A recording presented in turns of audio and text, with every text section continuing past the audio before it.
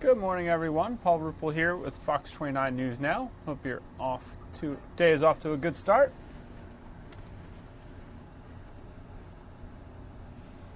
Happy Thursday. Here I am. I was in the wrong chair. I hope your Thursday is off to a good start, almost to the end of the work week. Let's get you a live look at Ultimate Doppler. You'll see a bit of rain to go still today. We've had some showers overnight into the morning. It's looking pretty wet out there on the Benjamin Franklin Parkway, which I showed you a moment ago. We'll get you a full look at weather in a little bit.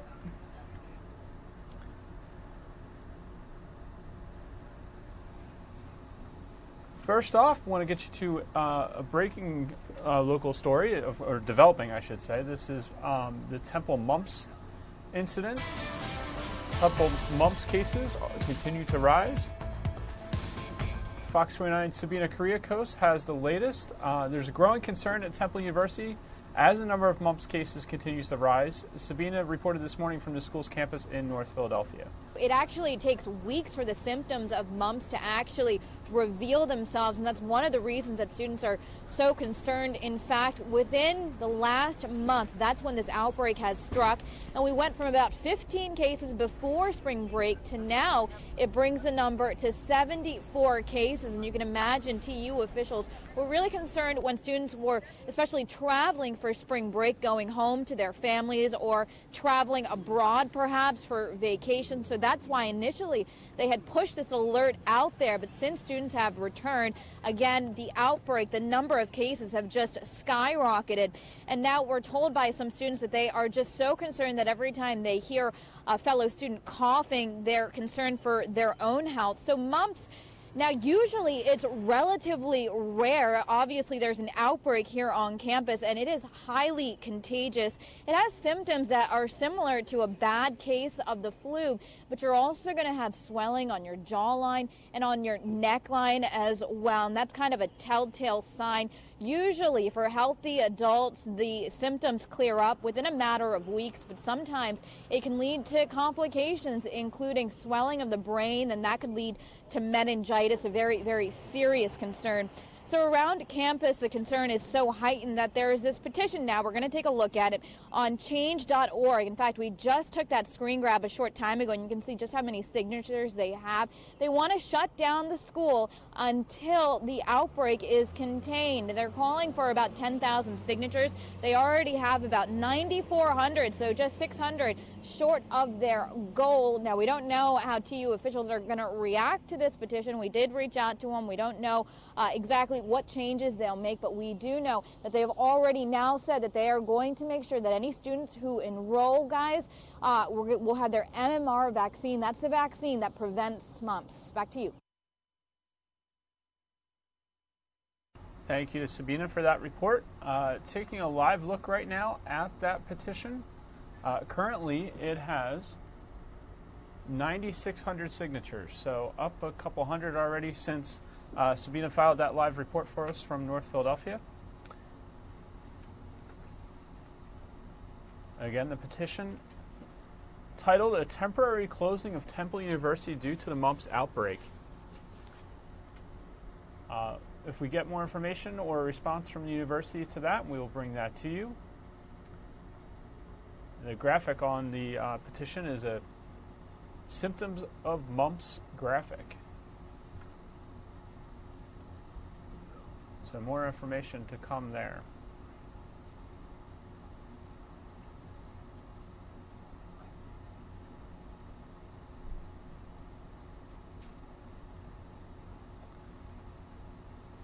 We have this was a breaking story this morning. Our Steve Keeley was all over it. An overnight shooting at a lounge there. We have the latest on this on our website. Philadelphia police say a bar worker was killed during a robbery at the Germantown bar early Thursday morning. The shooting occurred outside the Del Mar Lounge on the 300 block of West Chelton Avenue. Police say a 58-year-old employee at the bar was standing by the door with the keys as the bar was getting ready to close. The suspect, who was the last customer at the bar, got up from his seat and approached the door. Investigators say the suspect was upset that the employee did not unlock the door fast enough, drew a weapon, and shot the victim in the chest at point-blank range. The suspect then took $200 from the bar before going through the victim's pockets on his way out the door, according to police. Responding officers rushed the victim to the hospital, but he later succumbed to his injury. Police are looking through surveillance video from inside the bar and have described the suspect only as a Hispanic male at this time. When we get more information and a better description, we will certainly bring that to you. Again, Philadelphia police are looking for a suspect in this deadly shooting of a Germantown bar employee at point-blank range, apparently because he would not open the door fast enough for the last customer in the establishment who was intending to rob the location.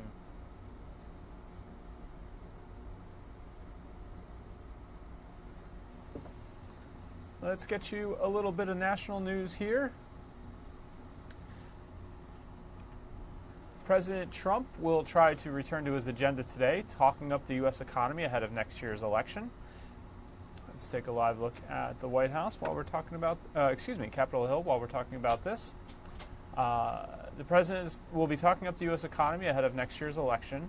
But as Fox News correspondent Doug Luzader reports from Washington this morning, a series of personal attacks has threatened to drown out that message. All right, President Trump will try to return to his agenda, talking up the U.S. economy ahead of next year's election. But a series of personal attacks has threatened to really drown out that message. A lot of people are wondering, Doug Luzader, why and the way he's going after John McCain, especially 7 months after he passed. Yeah, I mean, there was a little nugget of news that came out this week about McCain that he seemed to be reacting to, but this is clearly not a person who lets a slight go unnoticed. Concern among many Republicans is that it's getting in the way of the president's agenda.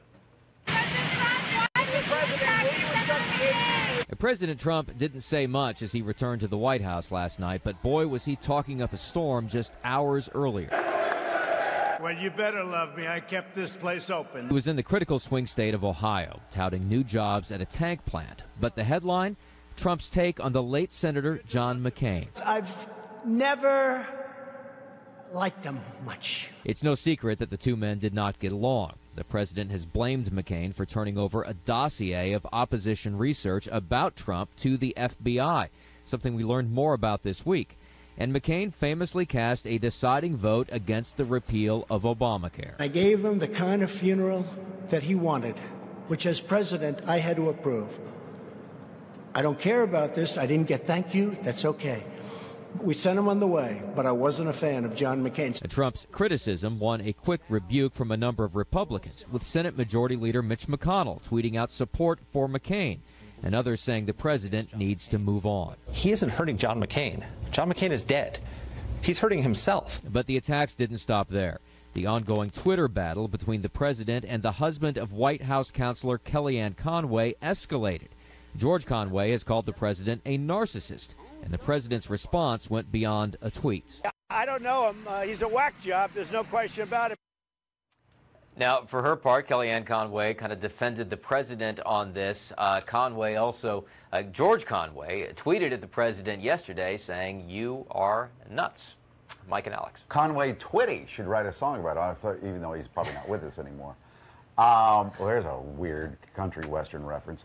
Hey, Doug, could you go over to the Conway's house tonight and have dinner and just try to sort out what goes on inside their house? Listen, everyone's marriage is different, right? And certainly they're not the first couple to have, different political feelings and so on. But, when the attacks get this personal, that's got to be a weird thing to balance. And they got a bunch of kids. When Kellyanne Conway comes into the Oval Office today, so what's on the agenda? Well, how's that nut job husband of yours? Or you think when she comes and sits down at the table, honey, how was your day? I mean, come on. I don't know if they're able to compartmentalize all that stuff and not talk about it when they get home. Listen, everyone has challenges in their marriage, and well, let's talk. It sounds like you have some personal thoughts there. Yeah. Is your marriage okay? Can we talk for a while? How is that nut job you're married to? All right, Doug. We'll see you again tomorrow. Hello again, everyone. People in the Midwest continue to battle widespread flooding. Show you some footage of that. 3 people have died in the freezing cold waters, and thousands of homes have been damaged. Nebraska's governor says they have never seen such devastation. Iowa, Minnesota, and Missouri were also hit hard. Many say the damage to farms are staggering. Vice President Pence toured some of the areas affected, promising to help residents rebuild.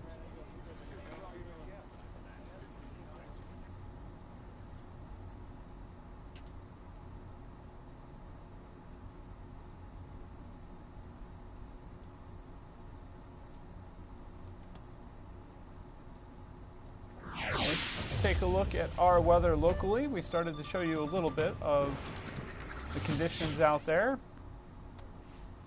Here's a look at Market Street East from our studios at 4th and Market. I'll show you the wider look first at Ultimate Doppler. See plenty of rain to come still down to our south. Should have some off and on rain, or looks like pretty consistent rain for the next couple hours. Here's a closer look at Ultimate Doppler and the loop from the last couple hours. See a lot of that rain right now pushing into the western suburbs.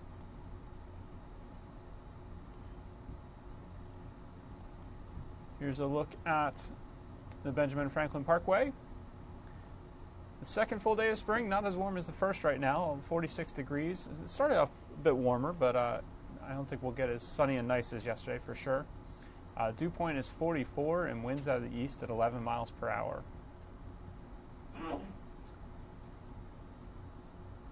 Here are your current temperatures around the region. 40s across much of the area. Mount Pocono, the lone holdout, 35. As warm as 49 in Atlantic City and Wildwood and Millville, pretty close in Dover at 48. But it is pretty chilly with the rain. 40s across much of the Northeast right now, actually. And taking a wider look at the continental U.S., 71 in Miami, 65 in Tampa, 50s in New Orleans, 61 in Houston, 40s on the West Coast, and the Plains not as cold as we've seen, certainly starting to thaw out a little bit there, although Billings is still below the freezing point. As I mentioned, it's about 5 degrees warmer than it was yesterday, but it's not going to warm up like it did yesterday, given the cloud cover and rain. Not going to get that sunshine today, at least not early on. Your wind speeds right now, 12 miles an hour in Philadelphia. Single digits some places. And we've got some gusts down the shore. Atlantic City, 28 miles per hour, and Wildwood, 24 miles per hour. So there's a little bit of a wind chill there. 43 feels like down there. 40s and 30s across the board.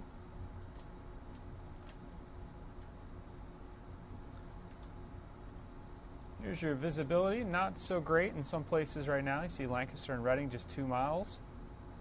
Pottstown 3, Millville 3. And a look at satellite, all that cloud cover with the rain. Try to take you through the future cast here. Let's give you the national one first. See that rain cycling into the area and then moving out. Some cold air behind it. You can see some snow moving into western Pennsylvania. And here is a progression of our future cast. Rain's going to stay with us through much of the night. Starts to pull away Friday morning. And you see that cold air and snow out in Punxsutawney and elsewhere out in western Pennsylvania. That's going to bring us another shot of rain Friday night.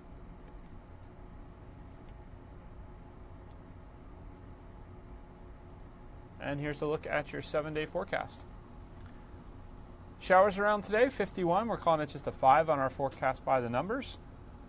It's going to turn blustery on Friday. 49 for a high, 43 for an overnight low into Friday. Looking at a 7 there. Looks like we might see the sun again a little bit then. Sun and clouds, 50 on Saturday, which we're calling an 8. Nice start to the weekend, first weekend of spring. Sunday, milder and nice, 60.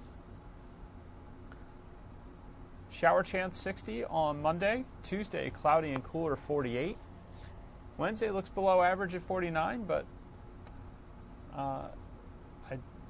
and then it looks like actually that'll be the first time we'll get back below the freezing point on Tuesday night into Wednesday. Remember to get your forecast anytime from our Fox 29 Weather Authority app. It's a great resource. It's much more user-friendly now. It takes you right into a scroll pattern when you get in there. You can get your current conditions, your hourly forecast. You see the weather forecast from this morning.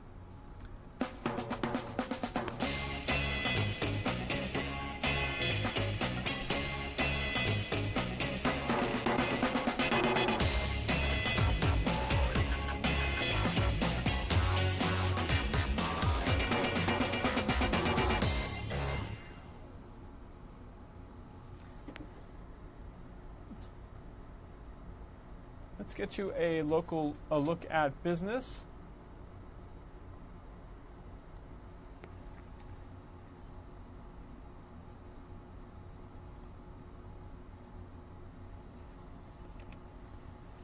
What are the dirtiest fruits and veggies? The new list might surprise you. Here was Fox Business Network joining us for this story on Good Day Philadelphia this morning. Okay, Deidre Bolton. Deidre Bolton is with us, the first time. Hi, Deidre. Good morning. Good morning, Philadelphia. How are you? Oh, we're feeling pretty good. Let's talk dirty vegetables and fruits. Sure. So we start at the bottom? Sure. Well, we can't do all 12 because we don't have time, even though we love you. Top 5? Let's go top 5. What's number 5? Do you have the list in front of you? You know what? I'm looking for. I know strawberries are on that list. I'll and do it. Kale is actually number 3. Yeah, go for it, Okay. Mike. 5 is apples. You got to wash those apples, okay? But 4th is nectarines, and I love a good nectarine. I do too. Now, number 3, like you mentioned, strawberries. Yeah, they're always on the list. Yep. And second is And- spinach. So what's number 1? So go eat candy. Just go get a candy bar. No, I'm just kidding. There is absolutely no doctor who agrees with that whatsoever. So yeah, there's also celery, potatoes, pears, cherries. So this is actually the Dirty Dozen. You know, this is this watchdog group, and every year they put this out and they test a whole bunch of products coming out from the U.S. Department of Agriculture. But kale, you know, we all think, okay, this is so good for us. We'll just put it in a smoothie. We'll mix it with berries. We'll do anything to get this down. And it's the statistic is that 92% of kale, even after it was washed, still showed traces of pesticides. But all doctors on board with this, that you should just take your chances, still eat your kale, just wash it really well, and it is still very, Do you know what I very bet good it for is? you. And of course, Deidre? what? It has so many crinkly little corners to That they it. can hide and You get got to in go there. with the flat leaf. You got to go with the flat leaf. I didn't know there was That's a flat. where you're going wrong. What? Mike. There's a flat leaf kale? Yeah. There. Yes. Yeah. God, you guys are smart. Just trying to be Well, healthy. But if it's dirty, I mean, does that defeat the purpose? Here's the problem. Kale is horrible. Is the problem? Deidre, it doesn't. Kale tastes horrible. I mean, if you put a nice vinaigrette Okay. on it or you put it in a smoothie, I'm cool with it. Well, if you put it, I was just going to say, put it in a blender. I'm not kidding. Put it in a blender, ice, water, and tons of frozen berries. It will go down. but the nutrients will still be in there, even though you don't The taste nutrients will still be in there. And in response to this story, there are a lot of doctors saying for people who can afford organic or who can grow something in their Still own do yard, that is also, a safer way to go if that's an option. Yeah, the key there is afford it because organic is not cheap. it. Gosh, I know it. No. Nice job. Will we ever see you again, Deidre? You know what? You got to roll the dice. Well, you're great. Yes, thank you, Hope to Deidre. see you Thank again. you. Okay. Happy to be with you. Bye-bye. Good morning.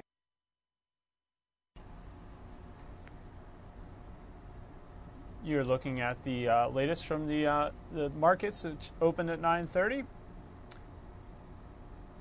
New York Stock Exchange right now is up about 1/5 of a percentage point, 54 points. Dow Jones Industrial is at 25,800 at the moment. Some of your Fox Business Network headlines. Mahoney Asset Manager CEO Ken Mahoney talks about the outlook for Federal Reserve policy in U.S. trade talks with China. He says the market got exactly what it wanted, a dovish Fed.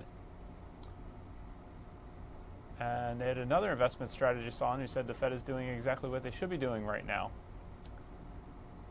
So a couple of voices in support of the Fed policy. That's the top business story right now, that the Fed is holding rates steady and the U.S. is staying the course on trade tariffs with China. So the market's reacting there. You see it might have had an inclination to be down at the start, very briefly, but now up 47 points.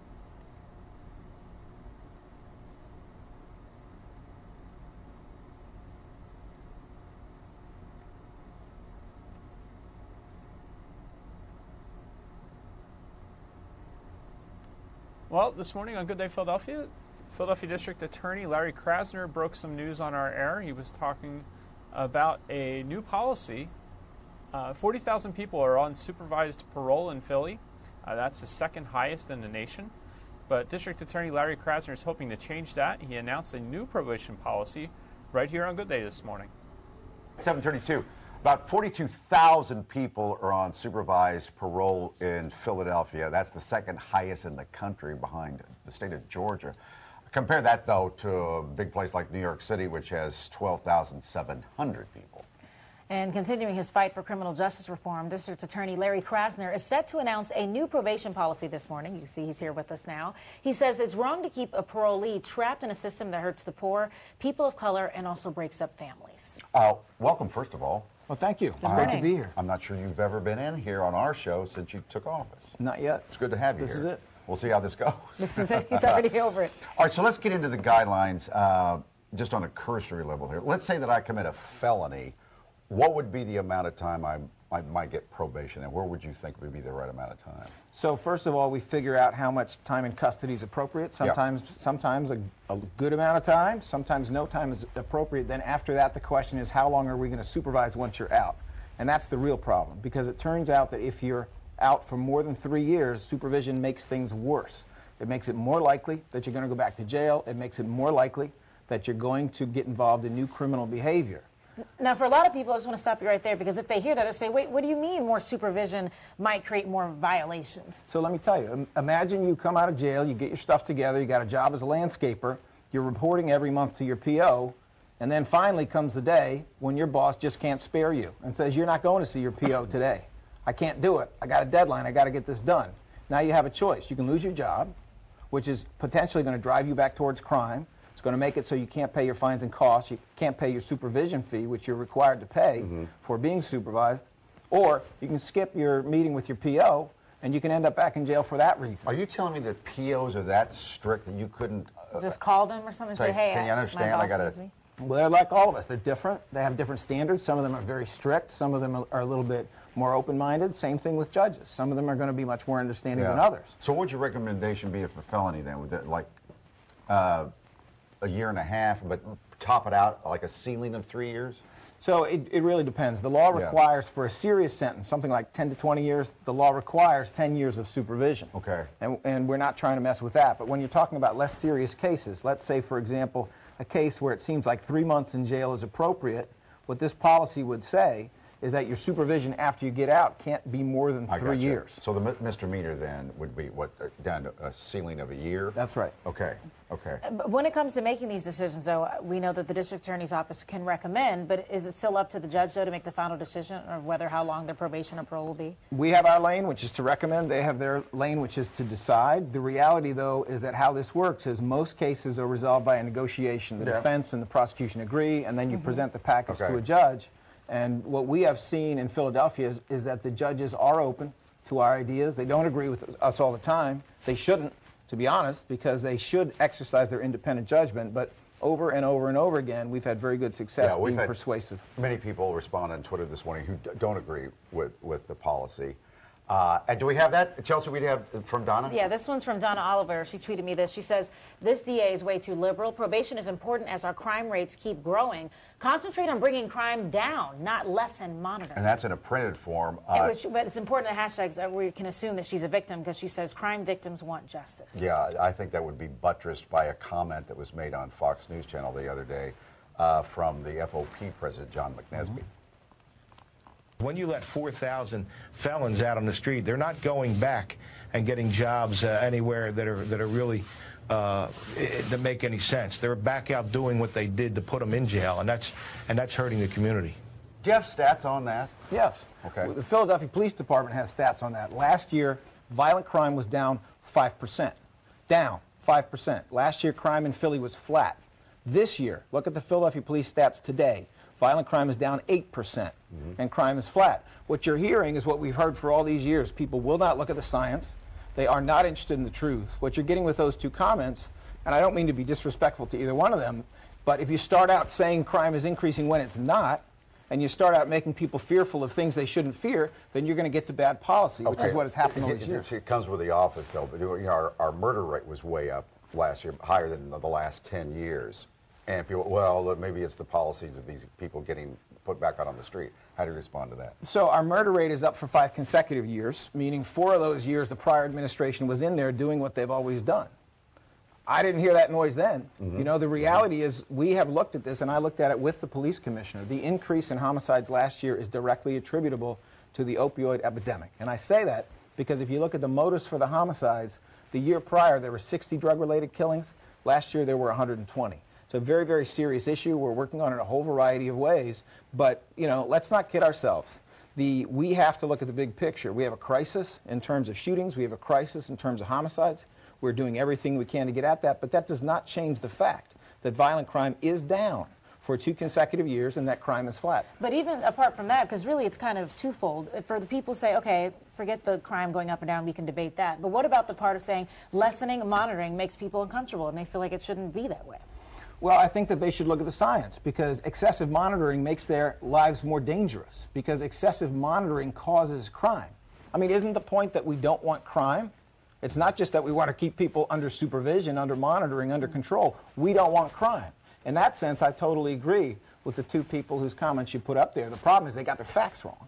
And if you start out with the facts wrong, you're going to come to the wrong conclusion. Real quickly, let's put up our U.S. Attorney William McSwain's comments, see if these facts are right. The Philadelphia District Attorney's Office isn't putting fear into the hearts of anybody who is contemplating a life of violent crime.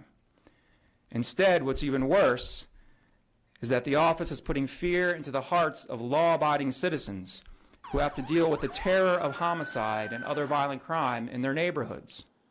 You knew you were going to take this heat when you took the job. Well, honestly, that's not a whole lot of heat. What we're doing is we're hearing from Donald Trump's hand-picked prosecutor. This is a man who's been elected to nothing.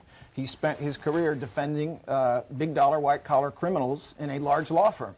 I am not surprised to see that that's what he would say. What he's not telling you is that the U.S. Attorney's Office in Philly is prosecuting 43% less white-collar criminals, okay?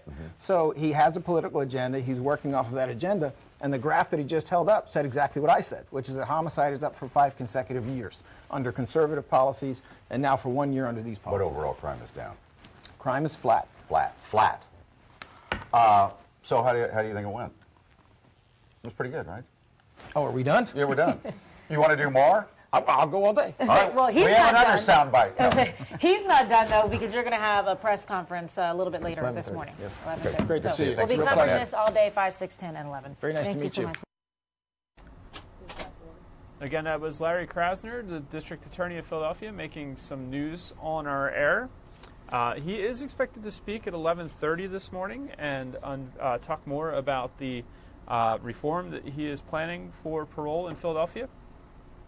We will bring that to you, or whether it's on this broadcast or via our website and Facebook page, fox29.com, and our Facebook page is Fox29 Philadelphia. All right, we've got going to catch up on some other local news stories here. I'm going to run down a list.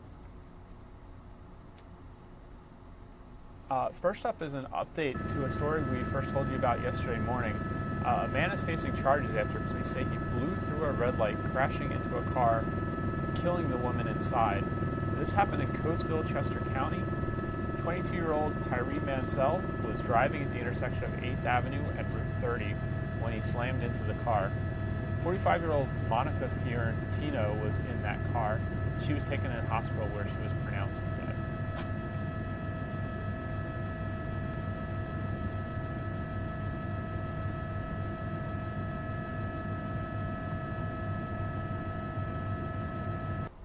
It's still unclear what caused a little girl to fall out of a window and die in Allentown.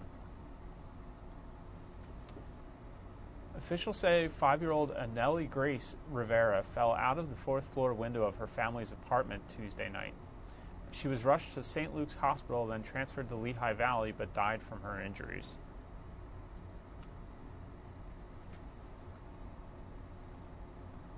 The police came.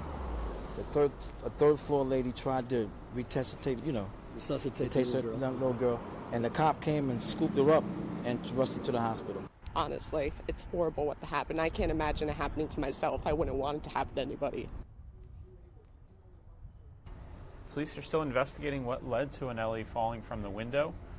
Right now, they're calling her death an accident. A GoFundMe account has been set up to help the Rivera family cover funeral costs. A link to that fund can be found on our website, fox29.com.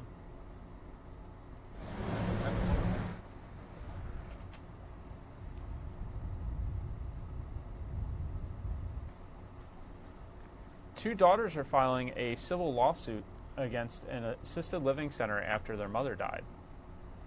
There for them. I am really They claim troubled. that security footage shows her last moments where she was left confused and hurt. Their mother died last summer outside the Wesley Enhanced Living at Stapley in Philadelphia. They're suing the facility and its security company. According to their lawsuit, their mother, Barbara Jones Davis, suffered from dementia. They say she left the center through an alarmed door, wandered around for 23 minutes, then fell off a retaining wall. A camera outside of the center captured some of her last moments. We are here today as plaintiffs in a lawsuit that you have just heard about because we believe that her death could have been prevented.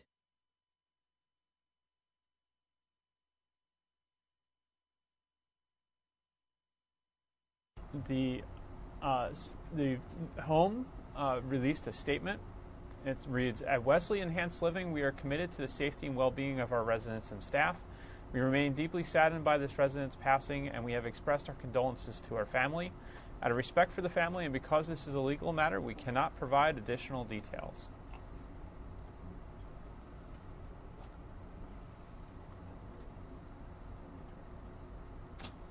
More than 7 years after Jerry Sandusky's conviction, Penn State's collecting money from his charity.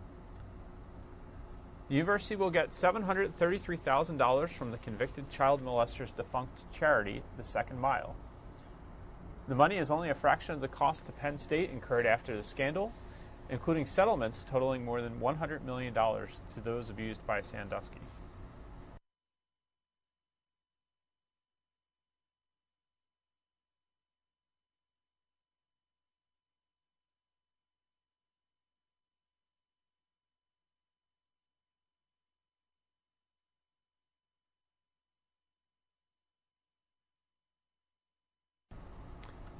There you see some file footage of Jerry Sandusky.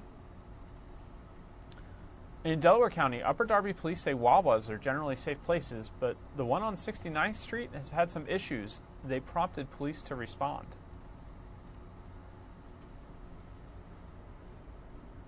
Police arrested a man for disorderly conduct in the store who allegedly stole a car after being released.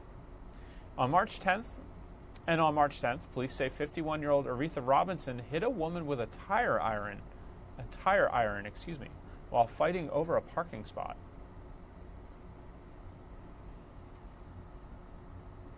If I'm going to fight for a parking spot, I'm just going to keep on driving. I'm not going to fight for a parking spot. That's crazy. You solve the issue instead of going after somebody. With a tire on. Yeah, it doesn't make any sense. It really doesn't. Wawa did not immediately return an email for comment. Robinson has posted bond and been released.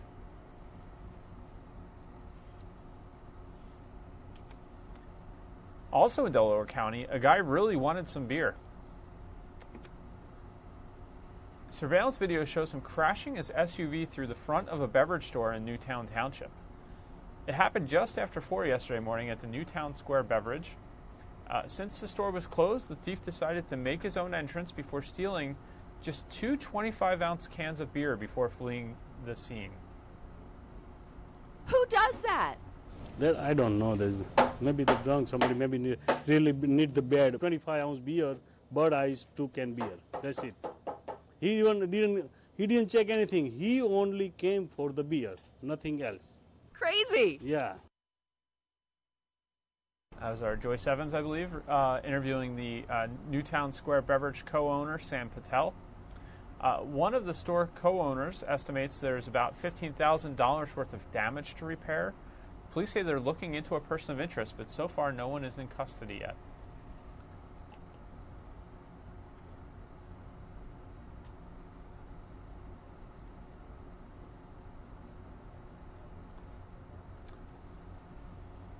Saving Mom, a newly approved drug, promises to treat postpartum depression.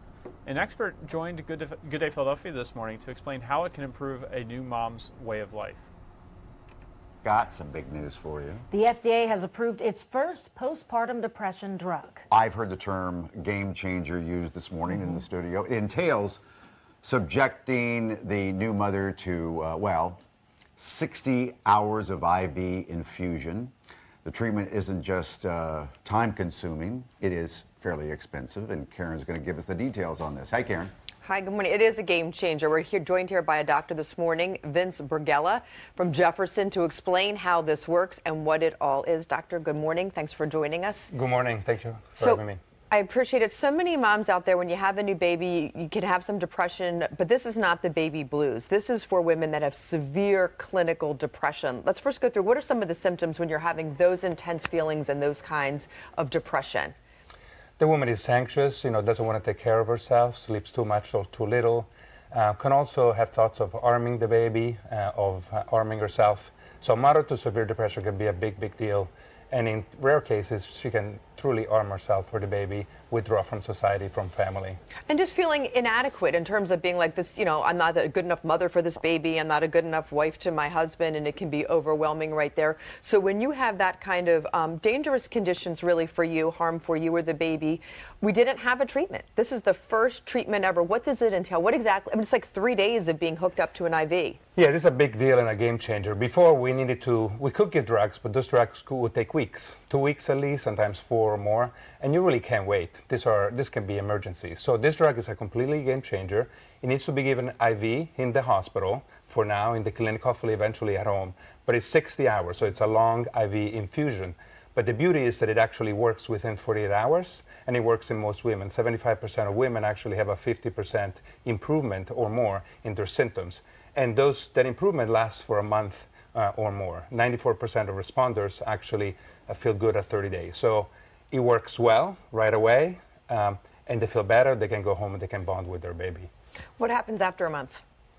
Well, the study has not been done for the effect after a month, but postpartum depression often comes within the first month or two, so if you can beat it right away, and most of the patients in the study were actually patients that got it either at the end of pregnancy or within those first 4 weeks, which are most of the patients who get postpartum depression. So what if I wanted to look for this, or if I have a friend that may need this, what's the drug going to be called, and when is it going to be available?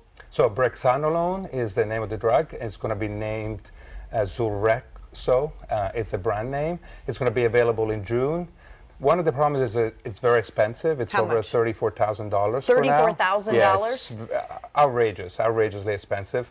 Hopefully the manufacturer will come up with a cheaper version. Insurances will cover it. But for now, it's a game changer, but for just a few women.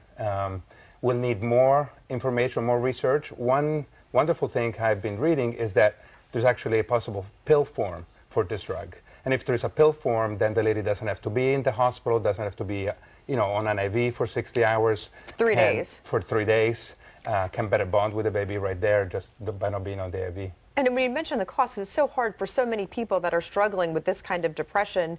Often they don't have the resources. They're poor and they're in circumstances where they don't have the supports that can also help you. So that is going to be a major issue. Hopefully that'll come down. With any new drug, you always worry about side effects and issues. What are the side effects here? I mean, you need to be like in a facility to get this. They're not giving you this on outpatient. Yeah. You can be sleepy, you can have some dizziness, you can have a headache. Up to 30% of patients can have the side effects, but they're usually minor. And it's much worse to have severe depression than to have those minor side effects from the drug. So the drug, it's safe, it works, it's just too expensive, and we need to find a better way to give it to more patients because 1 in 9 women has depression. 1 in 9, that's a big number. Very big number. So let me just ask you a question because I always worry about safety. If this is going to affect, can I breastfeed if you take this drug, and then could it affect your future children? So breastfeeding, the study was done while the patient stopped breastfeeding. So there's not as much information on breastfeeding. Very little of the drug goes into breast milk, so it's probably safe, but we need more information. So for now, I think the manufacturer will sell it saying that you should stop breastfeeding for 60 hours, which is a big deal. Because if you stop for that long, you may never start again. So hopefully we'll have more information soon that it's safe, because again, not much goes into the breast milk. In terms of future, shouldn't have any effect on the future in terms of baby or mom. And in fact, we know that if the mom doesn't bond well with the baby because of depression, the baby can have long-term psychological issue himself or herself. So it's that bonding in the first few days of life, first month or two, it's really, really important, and this drug could majorly improve bonding. So for the health of the mother, but also for the health of the baby. They say happy mommy, happy baby. It's one of those things you got to work. It's symbiotic. Doctor, thank you so much for your time this morning. This can be a big change for so many women who desperately need it. And we'll follow the latest developments on that. So big news right there, guys. And we'll have a whole lot more when we come back right after the break. Thank you to Dr. Vincenzo Bergala. He's the Director of Maternal and Fetal Medicine at Thomas Jefferson University, for joining us to talk about that health development there. Here's another segment we had on Good Day Philadelphia this morning. It's the superfood that will have you seeing gold, how you can incorporate these unique golden berries into your everyday meals. This will be dietitian nutritionist Sheena Pradin talking with Mike and Alex. There we go. You may have seen this fruit in the produce section. You go, what is that? Is that a cherry tomato? No, it's a golden berry. Yes, they're packed with nutrients, and they've earned the title as the latest superfood. Dun, dun, dun, dun. But what's so special about golden berries, and why should we be eating them? And isn't there a concern? Aren't they slightly poisonous? Well, Sheena probably knows about this, a dietitian and nutritionist. Great to see you again. Great to see you. Thanks for having me. First of all, they're from Peru. They're a Peruvian berry. Berries. It's a nightshade vegetable, actually. So it's in the nightshade family, which is related to tomatillos and eggplant. Oh, yeah. It doesn't look anything like an eggplant. Right, it doesn't.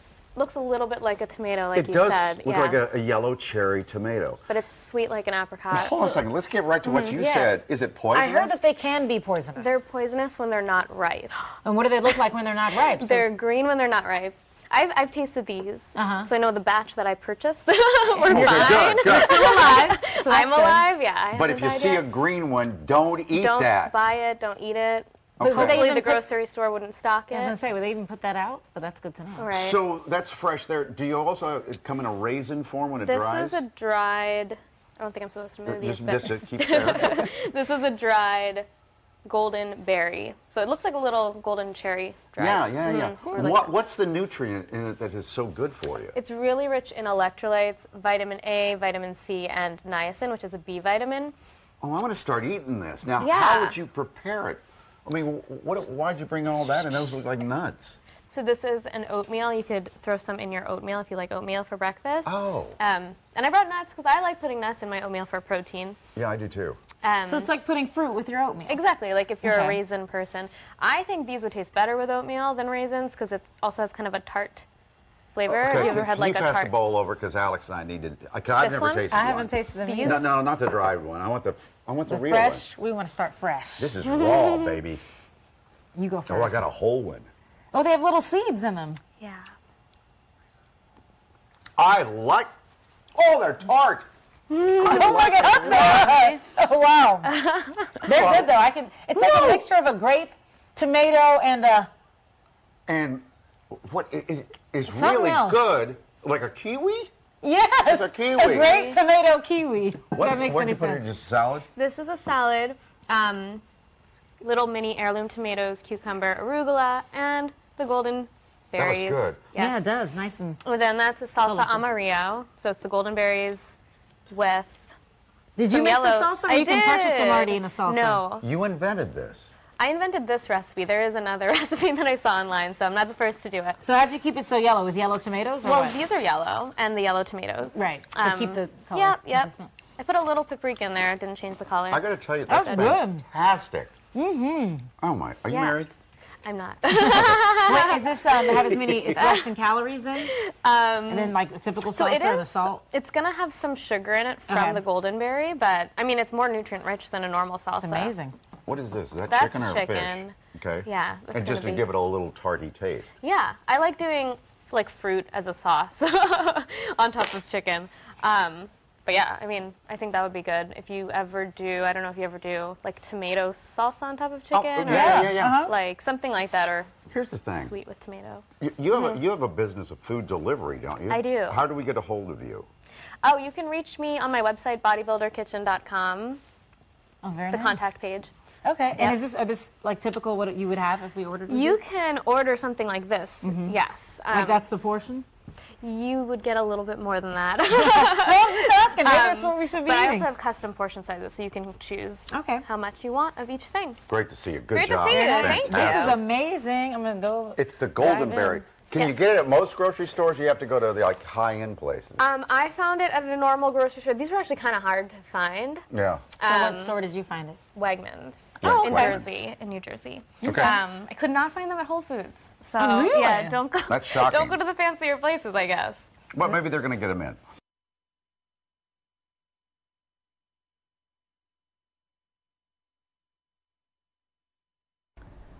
So there you have it, the golden berries. Perhaps the next superfood. Thank you to Sheena Pradin, the dietitian nutritionist, who joined us to talk about that segment. One more segment to make you hungry this morning before all the basketball starts today. I know there will be a lot of people tuning in for the March Madness that gets underway today. Our own Mike Jarek was at Somo Restaurant in South Philadelphia where he was previewing a March Madness watch party. Let's show you that from Good Day this morning. All right, 7:56. This is a special edition of You Gotta Try This because March Madness is underway. And if you think March Madness is only for basketball lovers, well, think again, because Mike Jarek, instead of talking to basketball players, he talked with some football players because they love the game too. Mike caught up with some at Somo Restaurant in South Philadelphia. It's a place you might want to visit tonight. For this special edition of You Gotta Try This, on a Thursday, I'm down in South Philly on Packer, 13th and Packer. Now remember this intersection name, 13th and Packer. You're saying, is there a restaurant there? Yes, there is. It's called Somo Sophie. Get it? S-O-P-H, South Philly. Yeah. And I came here to talk basketball with football players. What's going on? We watch. Good to see you. Good morning. How you Very doing? good to see Good you. to see you. Owner owns the place, and we're just going to eat here. Yeah, we're freeloading. We're freeloading. So, you guys know pressure. You're both in Super Bowls, so you follow sports. You get basketball fans? Correct. Yeah. March Madness fans. Yeah, yep. So we're having a party here today. It starts around noon, so in a couple hours. And then there's a bartending event at 6 o'clock this evening. The place is beautiful. I know it's new. Yes. Who designed it? So our co-owner, James Morrissey, he designed it. He's the architect here in the city. He has the one in Manioc. Yes, doesn't he first opened the one in Manioc. It's been open for over 2 years now, and put the second location here. Okay, so there's food and booze and a lot of big TVs and stuff like that. So it's a great place for sports. What do we have here? I look right at this. That is our short rib fries. We call them Somo fries, and short rib with fries and a whole bunch of other fixings on top. Hollis is looking at these. These are tasty. Those are meatballs there. Go that you for can it. pair with our pastas. I'm gonna let you know what they taste like. Well, thank you so much. All right, good, man. A lot of people like the meatballs. So we Good. have the beet salad here. Now, did you want the beet salad? No. Okay, fine. Now you've got I'm gonna spell here. different colored beets. Yep. Then we have our eggplant dip here also. We just want to give people a good experience. Yeah. In this area, you can do that. Well, I have a good experience with this right here. Experiencing it again. It is tasty. The bartending event is at 6. Now, you guys know how to make booze? Right?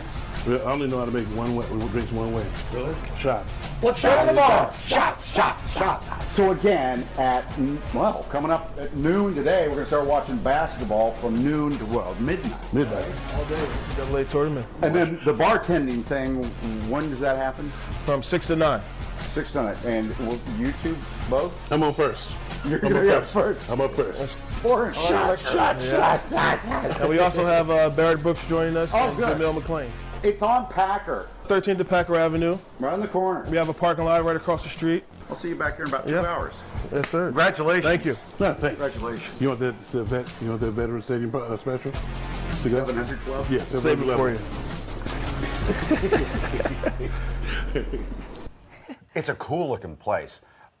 It used to be an Italian restaurant. There's probably 50 years down there at 13th and Packer. They renovated the whole place. Big TVs. It looks like a great place to watch. This is going to be fun starting about noon today. I bet. That looks like it'll be a fun place later today for the basketball games. If you're a big college basketball tournament fan, you might enjoy yourself there at Somo Restaurant. I want to tease ahead a little bit to this is what we're going to be bringing you very shortly. That is, let me get the correct dollar amount for you here. I want to say part of the 1,185-pound cocaine seizure that occurred at the Port of Philadelphia the other day. This is the Customs and Border Protection's largest cocaine seizure in 21 years. They're going to be holding a news conference about this at 11 a.m. We're going to bring that to you live. First, we're going to get you, I mentioned earlier that Steve Keeley has been covering all morning the deadly shooting that occurred at a bar in the city's Germantown section, I believe it was. Yep, bar worker was shot and killed in a robbery. Steve was out at the scene all morning and has more details in this report from the field. For Philadelphia's newest killer, the value of human life, just $200. That's about all he got as he cowardly and cruelly sat at the bar here at the Del Mar Lounge on Shelton Avenue, sipping a drink with the other last call customers as the 2 a.m. closing time approached. He then waited till all the other customers left, until just he, the bartender, and 50-year-old bar worker Jeffrey Johnson were left. But apparently not unlocking the door fast enough after the last customer/armed robber in wait pulled out a gun and held up the bartender. Then at the door, seen on the bar surveillance, raised the gun and fired it just inches from Jeffrey's chest, killing him. And in yet another subhuman move, ordered the bartender to then come over and empty Jeffrey's pockets before running out east on Shelton Avenue, then down Pulaski. The bullet shell cartridge flew out of the gun and into the bar's blue recycling can, at the door at the time, inside, for patrons to toss in their last empties. The first police to arrive after getting the 911 call tried to save Jeffrey's life and had used the blue can to prop the door open as they took him into their police car, futilely to Einstein Hospital. And then so it was left outside. Then we saw the crime scene investigators pull the bullet shell out of the blue recycling can and put it into this manila evidence envelope. And then we saw them, after seeing the killer on the surveillance video, push open that front door with his bare open hand, dusted and got his palm and fingerprints off the door, and the clear plastic cup he left at the bar that he had his last drink in. And so now, with lots of physical evidence and the surveillance video, homicide detectives were hoping his next drink would be out of a prison cup soon. As the victim's co-workers told us, they're still in shock. And in the rain, one tied heart and star-shaped balloons in his honor out front. Hearts for the love they had for Jeffrey. Stars for the kind of man he always was to them. On Shelton Avenue, Steve Keeley, Fox 29 News. Heartbreaking to hear that people are losing their lives over such a small amount of money in such circumstances. Thank you to Steve for that report. Again, we're going to get you out live to a news conference. You're looking at some of the nearly 1,200 pounds of cocaine that the Customs and Border Protection agents seized at the Port of Philadelphia the other day. We'll get you out there momentarily.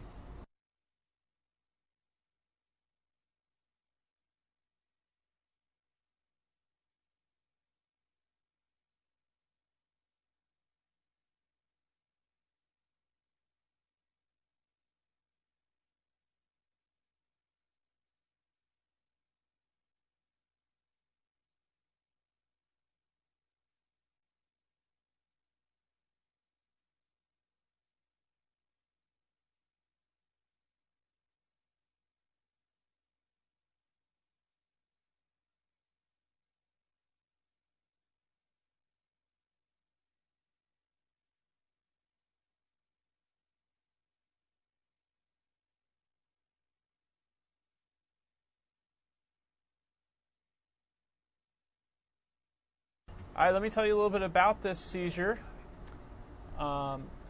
This, again, occurred at the Port of Philadelphia. Customs and Border Protection, of course, is the unified border agency within the Department of Homeland Security.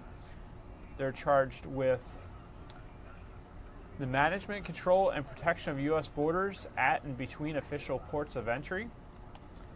Our Skyfox was over the scene of this particular seizure the other day. I'm going to see if I can get you some video of that while we wait for the news conference to get underway. I can tell you for purposes of planning, we are planning to bring you District Attorney Larry Krasner unveiling for everyone his parole, supervised release parole reforms that he is planning to roll out. He, of course, talked about them on Good Day Philadelphia this morning. That will occur at 10:30, and we'll carry that for you on our website and Facebook as well. Right now, we're getting ready for what you're looking at there. If you're wondering why you're staring at what appear to be almost like sandbags, those are some of the 1,200 pounds of cocaine that were seized by CBP, their largest cocaine seizure in 21 years.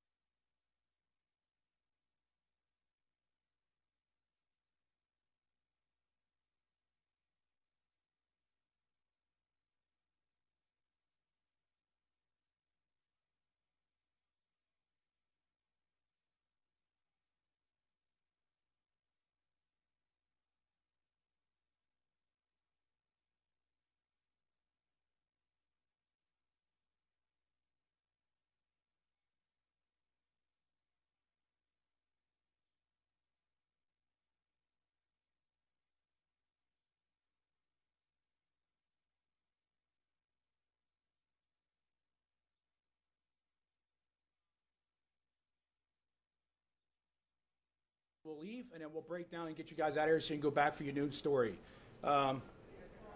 You already have the list of agencies participating in the news release. If you need me to repeat them again, I can do that now. And again, phone's on mute.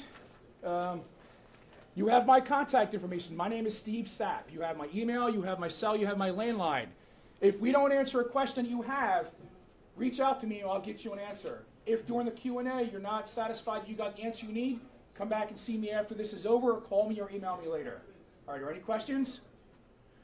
All right, good. Let me see if there... Is there any Spanish speaking? I don't know. I can check, but I don't know. But right now, the only person that's authorized to speak for CBP is the area port director. Thank you. You guys, come on over. We'll let you guys as I can get back. My job.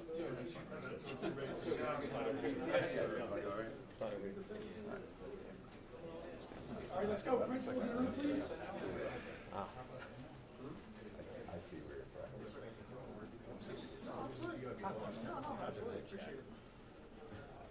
Doesn't look short today. You didn't look enough to take that. What's that? Where's his life? So short today.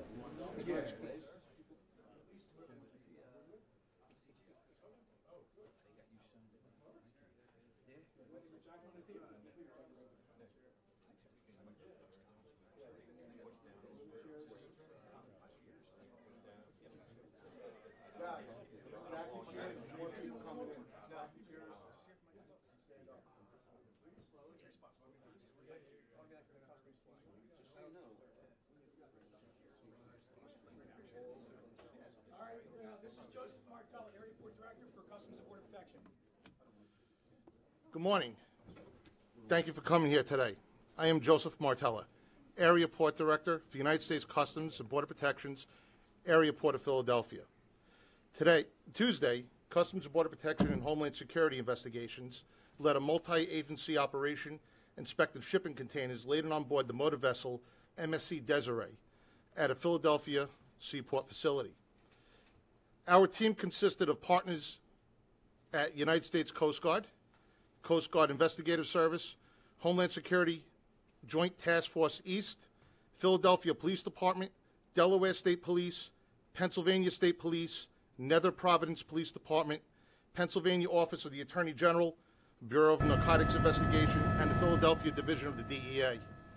During the inspection of a shipping container, a CBP narcotics detector dog alerted, and we discovered 13 large black duffel bags that contained a combined 450 bricks of a white powdery substance. A sampling of that substance tested positive for cocaine. Late Tuesday night, we weighed the cocaine at 537.6 kilograms, or 1,185 pounds and 3 ounces. The cocaine has a street value of approximately $38 million. CBP officers seized the cocaine and turned the case over for the investigation to be conducted by Homeland Security Investigations. This is United States Customs and Border Protection's largest cocaine seizure in Philadelphia in 21 years. CBP seized 1,945 pounds of cocaine on May 23rd, 1998. Overall, Tuesday's seizure is CBP's fourth largest cocaine seizure of record in the Port of Philadelphia. South and Central American transnational criminal organizations continue to smuggle their dangerous drugs to the United States. Taking a half-ton of cocaine out of circulation ensures that this harmful drug doesn't reach the streets of our communities and our loved ones. This seizure is a significant success for this collective team of federal, state, and local law enforcement entities who work very hard every day to keep our Delaware Valley communities safe, and we want the public to know that we remain committed to intercepting drug smuggling attempts that threaten our communities and our families. We'll take questions at this point. How did you know to look at this boat? Did you know to look at this boat? So United States Customs and Border Protection conducts review of items manifested to come into the United States, and we conduct a scrub of all the data that's transmitted to us, and then we select containers that are of interest. Where was the boat coming from? The vessel was coming from Bermuda and destined to the United States. Bahamas, I apologize. The vessel was destined to the Bahamas, from the Bahamas to the United States. Guatemala being a location where the rubber came. Where do you think the coat was put on? So it could come at any point. So yes, the container was laden in Guatemala, and then the vessel hit the Bahamas and transited to the United States, and that was continuing on foreign. So at any point at any port, at any point, the duffel bags could have been placed inside the container. Any leads on who shipped this stuff? At this point, it's current investigation. We're looking into it. How was it hidden? The duffel bags were placed on top of the manifested commodity. So you're interested in this boat because as you scrub information, it points you to this vessel or vessels coming from this region of the world? It's not necessarily the vessel; it's the containers that are on board. These vessels carry thousands of containers of various commodities from various countries. So it's not just specific to any one vessel. It's the containerizing the commodity that's on board it. So you take your dogs, and they work a group of containers first, and you pull out based on what the dogs sniff. Well, CBP has not just canine. We have various forms of technology that we use to detect illicit narcotics or contraband inside containers. So it would be one of the tools that we use that would continue a further inspection. Yes. You train for this. I mean, how often do you train? Is it every day and for this particular moment? So our officers go through a vigorous training when they initially come on board, and then we have refresher training as it goes along, especially in the equipment that we have and the technology that we use. Why? So, I mean, it's a massive amount. Why? I mean, you must know about, obviously, the transmission of this sort of truck. Why are they moving such large quantities? What would prompt this? Why is this all together? I mean, they've obviously made a mistake here. You picked them off. You know anything about why such large amounts, what their mindset may be? I can't speak to their mindset, and like I said, the matter is still currently under investigation by Homeland Security Investigations. You said it's the largest in a long time. Do you think this means there's an uptick in the market in some way? Why suddenly is it here, do you think? I don't know. It would all be speculation. At this point, I don't know why they would put a large amount all together in one container at one time. What was in the container? What was the manifest that was surrounding it? The manifest was liquid rubber. Is that trying to throw off the scent? Is that something that's been done in the past that you found? The drugs come in a container containing things like liquid rubber? Smugglers do many methods to try to throw off the scent of the canine. Liquid rubber is not known to be one that would throw off the scent. Was it hidden at all? I mean, did they put it someplace? I mean, I see the duffel bags. Was it hidden behind anything, or is it just sitting in the box? No, so the photos of duffel bags that you saw was just how it was. It was thrown right on top of the commodity. So these are the type of loads that would be quick to either get into a container or take off of a container from a legitimate shipper. Was the captain arrested, charged? Was anybody on the boat arrested or charged? Was everybody just taken? How does that work? At this time, the matter is still current on investigation. Yeah, but what do you do around that? I mean, obviously, you're interested now in the boat. Do you think the folks on the boat knew they were carrying this? So, as I said, we're currently, HSI is currently investigating the matter. And as I said before, these vessels carry commodities from thousands of containers on board that vessel, from thousands of shippers and exporters, and various different commodities. So it may not just related to that vessel.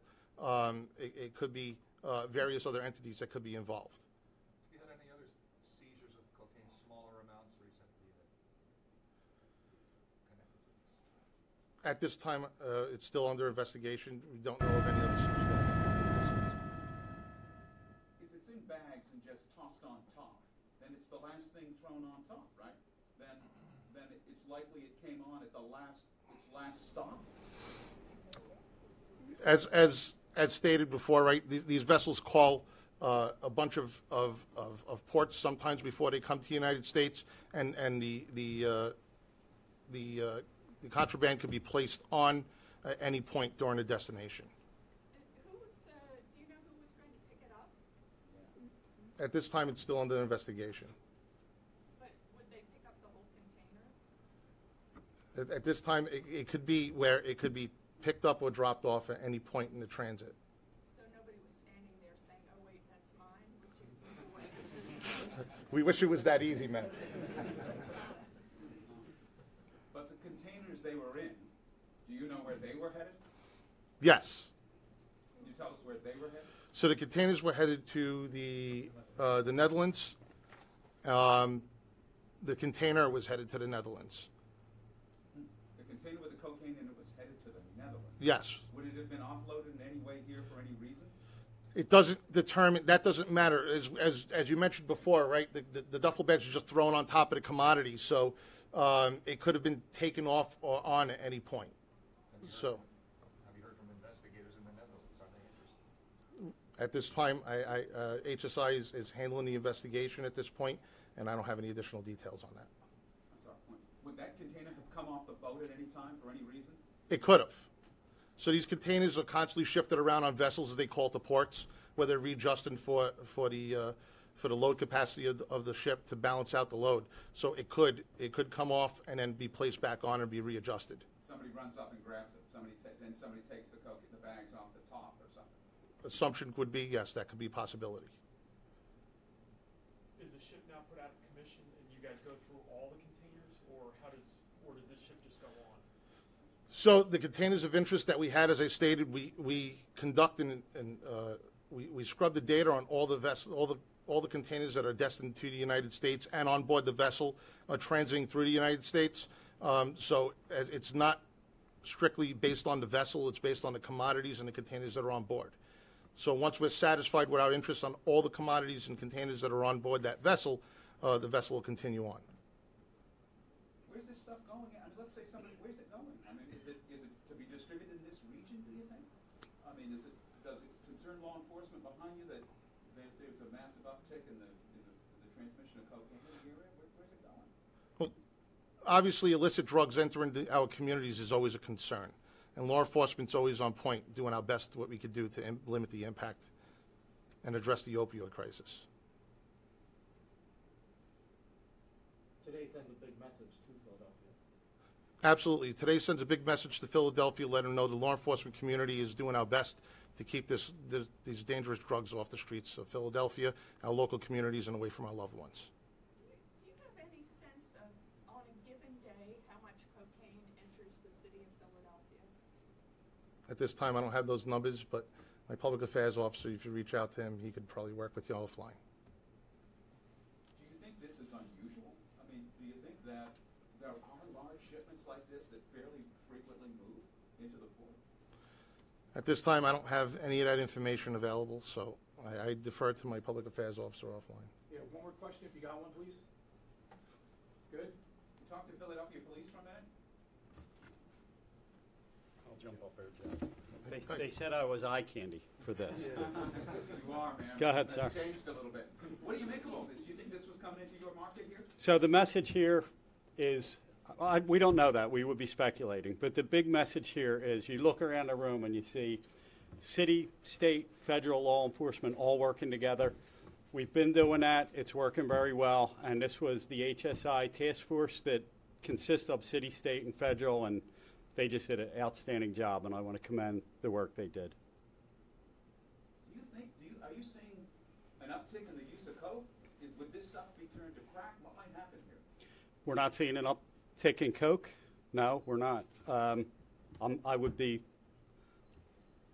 like the director said, it would be speculation to say where this is going. At this point, it's under investigation. But you're not seeing it here, really, right? Opioids, heroin's being used heavily.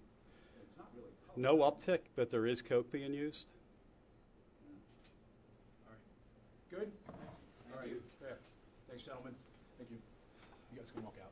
Let me take them all out of here. Yeah.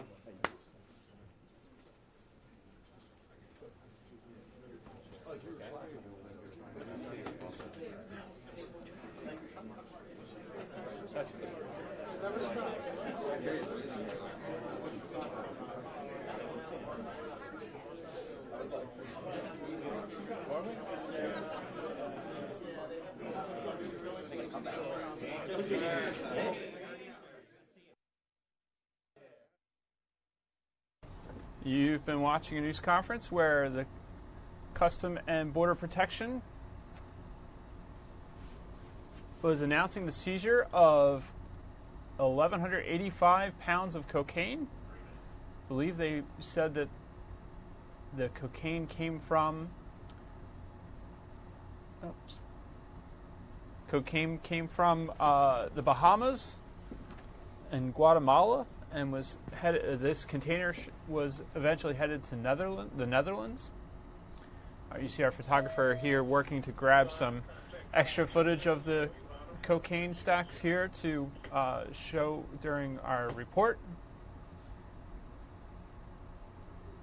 Let's take you back to the start of the news conference. We'll watch that for a couple minutes while we wait for District Attorney Larry Krasner to speak about the parole and parole reforms that he is about to announce on Good Day Philadelphia this morning. Here's the start of the news conference again on the cocaine seizure. Today, Tuesday, Customs and Border Protection and Homeland Security investigations led a multi-agency operation inspecting shipping containers laden on board the motor vessel MSC Desiree at a Philadelphia seaport facility. Our team consisted of partners at United States Coast Guard Investigative Service, Homeland Security Joint Task Force East, Philadelphia Police Department, Delaware State Police, Pennsylvania State Police, Nether Providence Police Department, Pennsylvania Office of the Attorney General, Bureau of Narcotics Investigation, and the Philadelphia Division of the DEA. During the inspection of a shipping container, a CBP narcotics detective dog alerted, and we discovered 13 large black duffel bags that contained a combined 450 bricks of a white powdery substance. A sampling of that substance tested positive for cocaine. Late Tuesday night, we weighed the cocaine at 537.6 kilograms, or 1,185 pounds and 3 ounces. The cocaine has a street value of approximately $38 million. CBP officers seized the cocaine and turned the case over for the investigation to be conducted by Homeland Security Investigations. This is United States Customs and Border Protection's largest cocaine seizure in Philadelphia in 21 years. CBP seized 1,945 pounds of cocaine on May 23rd, 1998.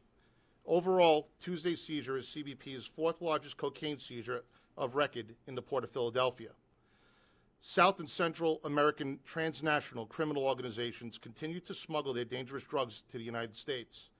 Taking a half-ton of cocaine out of circulation ensures that this harmful drug doesn't reach the streets of our communities and our loved ones. This seizure is a significant success for this collective team of federal, state, and local law enforcement entities who work very hard every day to keep our Delaware Valley communities safe, and we want the public to know that we remain committed to intercepting drug smuggling attempts that threaten our communities and our families. We'll take questions at this point. How did you know to look at this boat? Did you know to look at this boat? So United States Customs and Border Protection conducts review of items manifested to come into the United States, and we conduct a scrub of all the data that's transmitted to us, and then we select containers that are of interest. Where was the boat coming from? The vessel was coming from Bermuda and destined to the United States. Bahamas, I apologize. The vessel was destined to the Bahamas, from the Bahamas to the United States. Guatemala being a location where the rubber came. Where do you think the coat was put on? So it could come at any point. So yes, the container was laden in Guatemala, and then the vessel hit the Bahamas and transited to the United States, and that was continuing on foreign. So at any point at any port, at any point, the duffel bags could have been placed inside the container. Any leads on who shipped this stuff? At this point, it's current investigation. We're looking into it. How was it hidden? The duffel bags were placed on top of the manifested commodity. So you're interested in this boat because as you scrub information, it points you to this vessel or vessels coming from this region of the world? It's not necessarily the vessel. It's the containers that are on board. These vessels carry thousands of containers of various commodities from various countries. So it's not just specific to any one vessel. It's the containerizing the commodity that's on board it. So you take your dogs, and they work a group of containers first, and you pull out based on what the dogs sniff. Well, CBP has not just canine. We have various forms of technology that we use to detect illicit narcotics or contraband inside containers. So it would be one of the tools that we use that would continue a further inspection. Yes. You train for this. Right? I mean, how often do you train? Is it every day and for this particular moment? So our officers go through a vigorous training when they initially come on board, and then we have refresher training as it goes along, especially in the equipment that we have and the technology that we use. Why? So, I mean,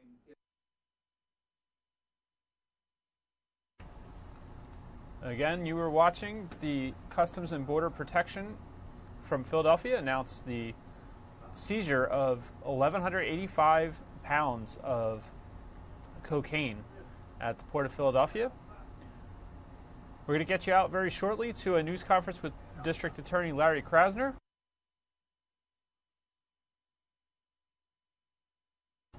Krasner joined us on Good Day Philadelphia this morning to talk about, you see our photographer getting his camera ready there. Let me get some of this off your screen. Krasner joined us this morning to announce his new probation policy, which he'll be talking about here. He's announcing this new policy in hopes of reducing the number of people on supervised parole. In Philadelphia, about 40,000 people are on supervised parole. That number is the second highest in the country and seems staggering when compared to New York City's 12,700 parolees. Krasner says the change is being made because it is wrong to keep a parolee trapped in a system that hurts the poor, people of color, and breaks up families. The new policy is about expanding individual justice because it's wrong to keep a parolee trapped in a system that is actually a quote from the DA. His office says one of the reasons the new policy was drafted is because after 2 years of supervision, the positive impact of parole and probation decrease. Here's a look at the news conference again, where it looks like they'll have might be a video there, or at least a projection in the background. While we're waiting for this to get underway, let's get you a look at weather again. Ultimate Doppler radar showing heavy bands of rain moving in again to the west of the city. Could see as much of it as an inch or two of rain today, some parts.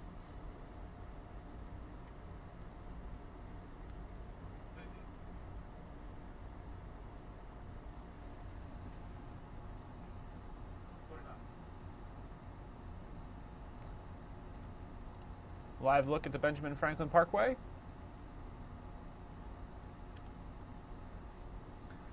Ticked up to 47 degrees. Dew point is 45. Winds out of the east at 13 miles per hour.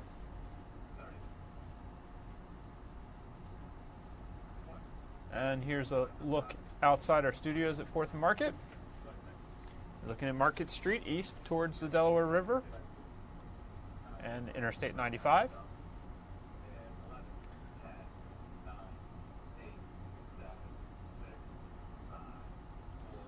Here come your current temperatures. 40s, even a 50 up there. 50 in Millville right now. Warmest along the coast, a little cooler inland. Much to the northeast, up at 40. Actually, entire northeast just about. And here are your temperatures across the U.S. Again, last hour we were 5 degrees above where we were. You see, we're not warming us up as much as we were yesterday under all that sunshine. So just 1 degree warmer than yesterday in the city at this hour. We do have some winds, especially some gusts down the shore to 29 miles per hour in Atlantic City, 25 in Wildwood. That's producing a little bit of a wind chill. You see, whereas they were almost as warm as Millville, it feels like 42 in Atlantic City, 43 in Wildwood. Your visibilities, some 2s and 3s up there, so be careful driving and being out and about.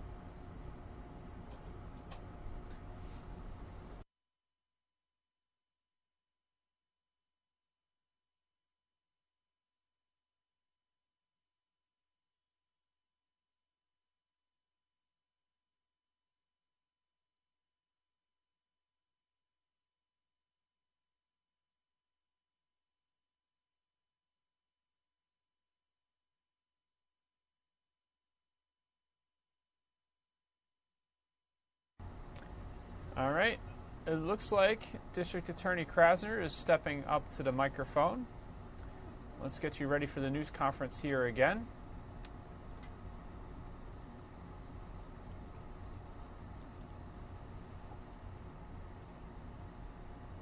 Again, the DA is announcing a new probation policy. We told you a little bit about this a short while ago. This is also, he announced this when he was on Good Day Philadelphia this morning.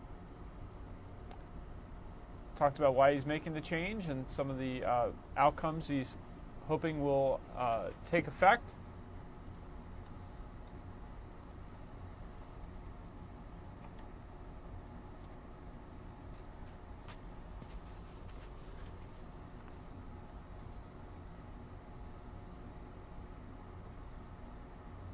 See everyone getting into position for the news conference here.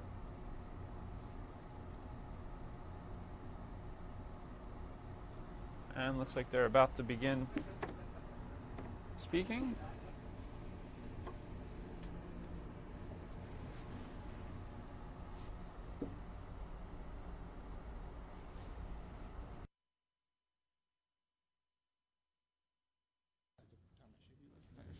Yeah, if you wander around.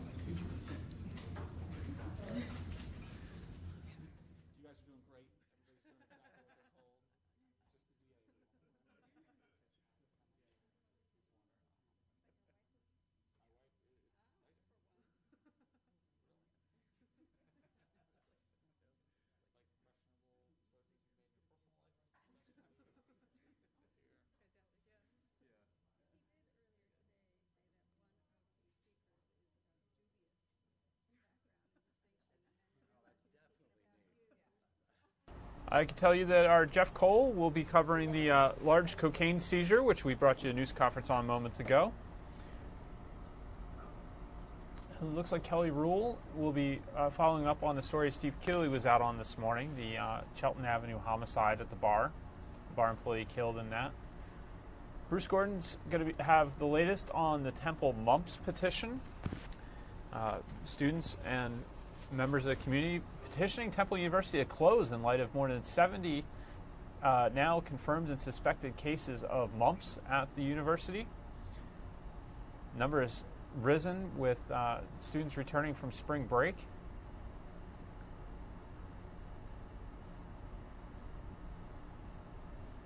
So a look ahead to your Fox 29 News at 5, 6 tonight, 5 and 6. Of course, we'll have more on these stories and others on the Fox 29 News at 10 and 11. Right now, we're waiting for the Philadelphia District Attorney's Office to begin its news conference on reforming probation and parole. And of course, some of the policies, the reforms that the DA's office has been announcing have been criticized by his federal counterparts, the prosecutors with the U.S. Attorney's Office for the Eastern District of Pennsylvania. They went toe-to-toe a bit after Krasner's last news conference, especially when the federal authorities decided to charge a suspect who had been given a plea deal in a shooting using, I believe it was an AK-47 in a robbery, or attempted robbery. So Krasner and his counterpart with the federal authorities had some competing words about that. The DA defended his policies and says that they're evidence-based, and so he's been pointing to trying factual analysis and numbers and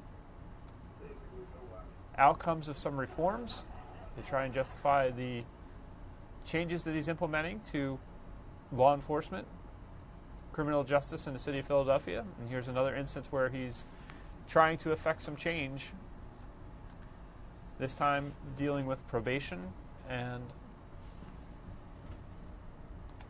supervised release. Should be getting underway any moment now.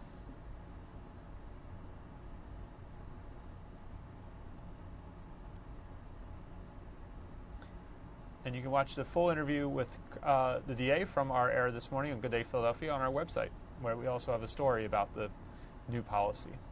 Let's listen in to DA Larry Krasner.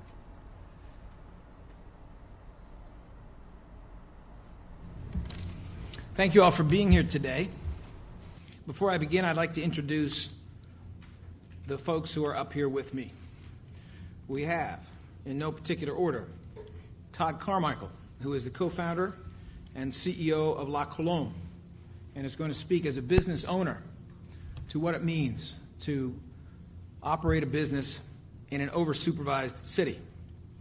We have the Reverend Nicholas O'Rourke, senior pastor of Living Waters UCC Church, who's going to speak, among other things, about what it means to try to get Philadelphia to the point where it is a beloved community.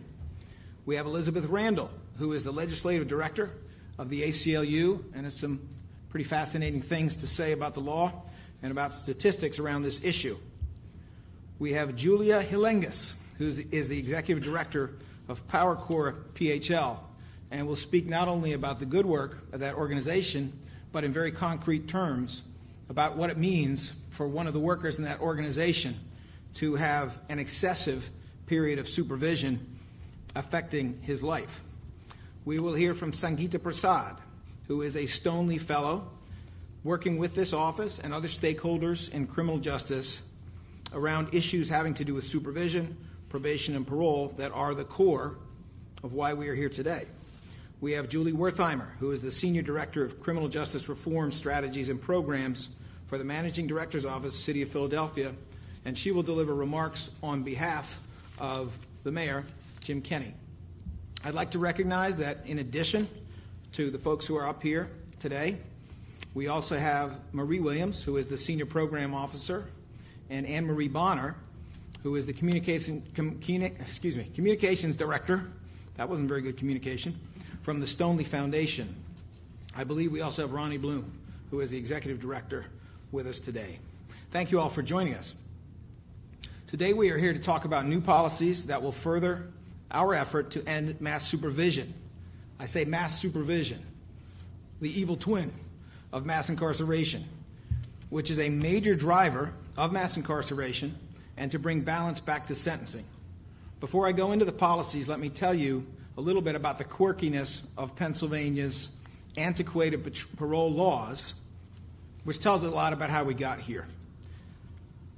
As I mentioned, mass supervision is a major driver of mass incarceration. It tends to be a funnel. People who are supervised for a long time tend to fail, and they fail more than people who are supervised for a shorter period of time. That supervision comes in the form of parole, which we know to be a period of supervision after release from custody, and it comes in the form of probation, which is supervision without a sentence of incarceration. Frequently in Pennsylvania, we have both. We have a person who is under a period of parole after exiting jail, who upon completion of the parole will then start a period of probation, commonly known as a, quote, tail, unquote, or a probation tail. Frequently in Pennsylvania, a period of parole is followed by that supervision on probation, and it turns out that when it's excessive, it reduces public safety. I didn't say it's ineffective. I said it reduces public safety because it fails to prevent crime and arguably causes crime. Yes, I said it causes crime. While the first year of supervision shows real benefit in many cases, the second and third years show diminishing benefits. This is not my opinion.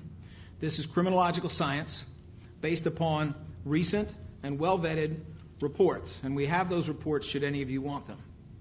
Some criminological studies have established that supervision for more than even 13 months gets to be problematic.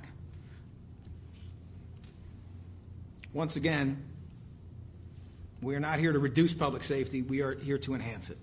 Mass supervision drives overwhelming caseloads for parole and probation officers, thereby diminishing their effectiveness in ways that reduce public safety. Just think about the position of a probation or parole officer in Philadelphia who has a caseload that at the moment is almost 160 cases.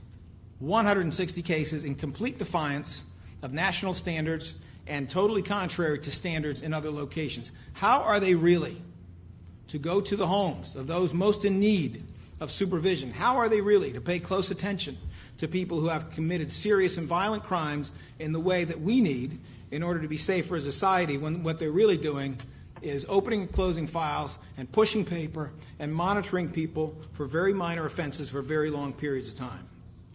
Let me give you just an example of how excessive supervision causes problems.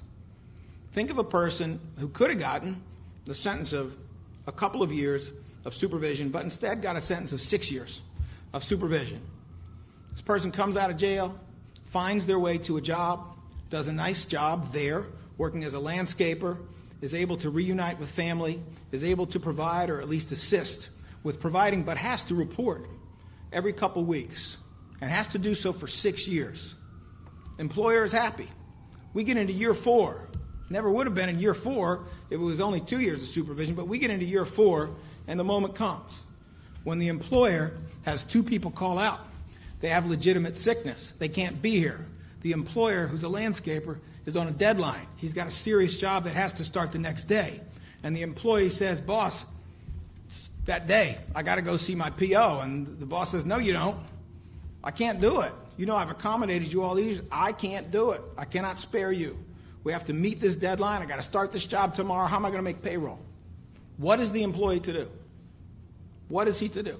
Is he not to report to the PO, find himself in a hearing in front of a judge who may very well put him back in jail? Or he may even just sit in jail waiting for a hearing? Or is he to say to the employer, well, I'm going anyway? What happens then? The job is lost. And then how can this person who's being supervised pay fines, pay costs, pay a supervision fee, which is part of what goes on here? If you are supervised for years and years, you often are paying supervision fees for that honor for years and years and years. And so no matter what this probation or parolee does, having tried to do everything right, we have a problem. And that problem is based on something as simple as supervision going on far too long. Yes, there are many other ways for very minor violations to turn into big problems. Failure to timely tell your probation or parole officer that you changed address. Even if you're reporting, even if you keep reporting, you're not trying to run it all.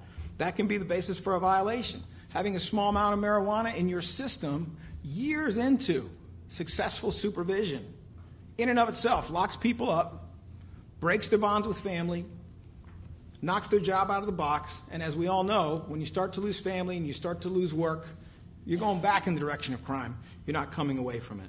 So those are just a few concrete examples of how, in the individual case, excessive supervision is not cost-free. Excessive supervision causes problems. It drives people back towards crime, even when they're trying to do the very best they can. Philadelphia's rate of supervision is truly extreme. While the 5 boroughs in New York City have about 12,700 people under supervision on probation and parole, Philadelphia has nearly 40,000, despite the fact that Philly is only about a fifth or a sixth the size of New York, essentially the size of one of New York's boroughs. Let me say it again. New York's got 12,700. We got 40,000, and we're a fifth or a sixth of the size. Now, if you look at the slide to my left, and we will get you the citation for it, you'll notice something. The top is Georgia. The next one is Pennsylvania. If you look, you will notice that the top bar from left to right is Georgia. The next one is Pennsylvania, and below them are all of the other 48 states. And what this signifies is that Pennsylvania is, in fact, the second worst state in the United States for the combination of excessive parole and probation.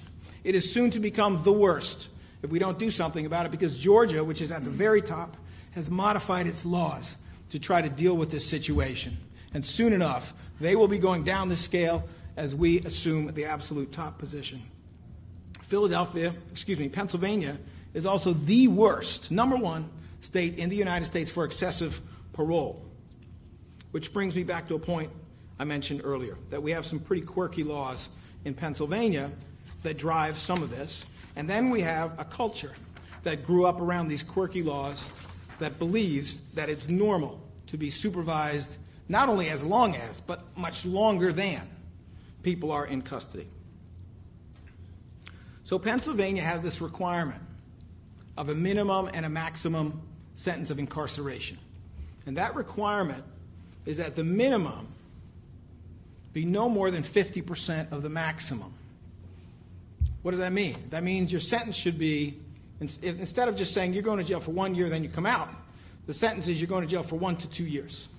Many states say you can simply go to jail for 1 year, and then you're going to come out. That's it. There might be supervision afterwards. There might not. But Pennsylvania starts saying you have to do at least 1 to 2.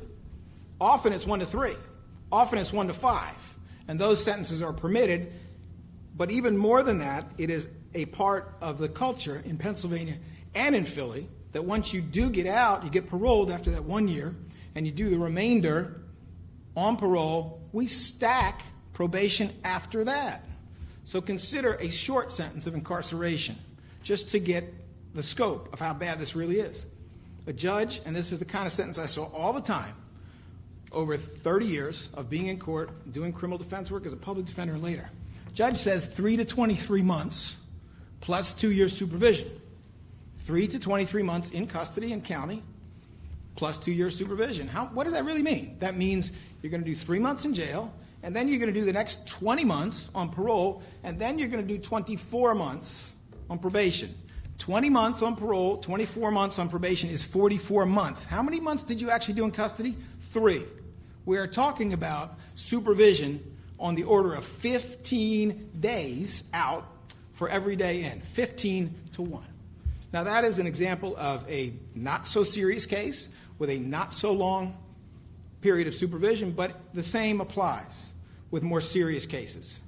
A sentence that could be 10 to 20 years can be 10 to 30 years plus 20 years of supervision. And for those of you who have not checked in with Bernard the Executioner Hopkins, a rather famous Philadelphian recently, you might want to ask him what he has to say about what it meant after he had been incarcerated for something a little bit serious early in his life, what it meant to walk off decades of time when he was doing everything right, and whether that was constructive or not. I suggest, in his case, as in so many others, lengthy supervision simply is not constructive. So what happened when we all got used to this in Pennsylvania, and I got used to it, I was an attorney in court, is everybody got used to the idea that there would be a lot more supervision when there was incarceration. It became difficult for us to go in a different direction. And frankly, we got used to the idea that what is really obviously completely abnormal nationally was normal. Culture adapted to it. Well, that is why we are here, because Pennsylvania should not be the worst state in the United States, ahead of every southern state. It should not be the worst in the United States for parole. It should not be the second worst state in the United States for a combination of probation and parole, and it should not be that above all, because we know that when you get past 3 years of supervision, it makes things worse. It decreases public safety. It causes crime. It tears down our community. It tears down our economy and our job opportunities. It does everything that we want the criminal justice system not to do. So here is what we in the Philadelphia District Attorney's Office are going to do internally with our policy. And the policy I'm describing now is a policy about what we are going to do in terms of our negotiated plea offers and what we're going to do in terms of our recommendations in court. Please understand that, as with all of our policies, these are presumptions. These are not mandatories. There will be exceptions. Every single case is individual, and we will evaluate them as such. But we expect this to be the outcome in most cases moving forward. Number one, no change in incarceration. None of these policies affect our policies on incarceration. They strictly go to the issue of supervision after incarceration, if there is incarceration. In a felony matter, all negotiated guilty plea offers and sentencing recommendations will be aimed at an office-wide average period of total supervision, and that means probation plus parole. It does not mean jail time. It means probation plus parole among cases of 18 months or less, with a ceiling of 3 years of total supervision or less, except where the law requires it to be more. So what do I mean by that? What I mean is that if 5 years of incarceration are warranted, then the sentence will be 5 to 10 years. That's 5 years of supervision. That's more than our 3-year ceiling, but it is what the law requires. Whenever we have a sentence that is appropriately 3 to 6 years or more, there will be no tail. Nevertheless, the period of supervision, no matter what we do and what recommendations we make, will result in a period of parole that is at least as long as the period of incarceration. In a misdemeanor matter, it's a different standard.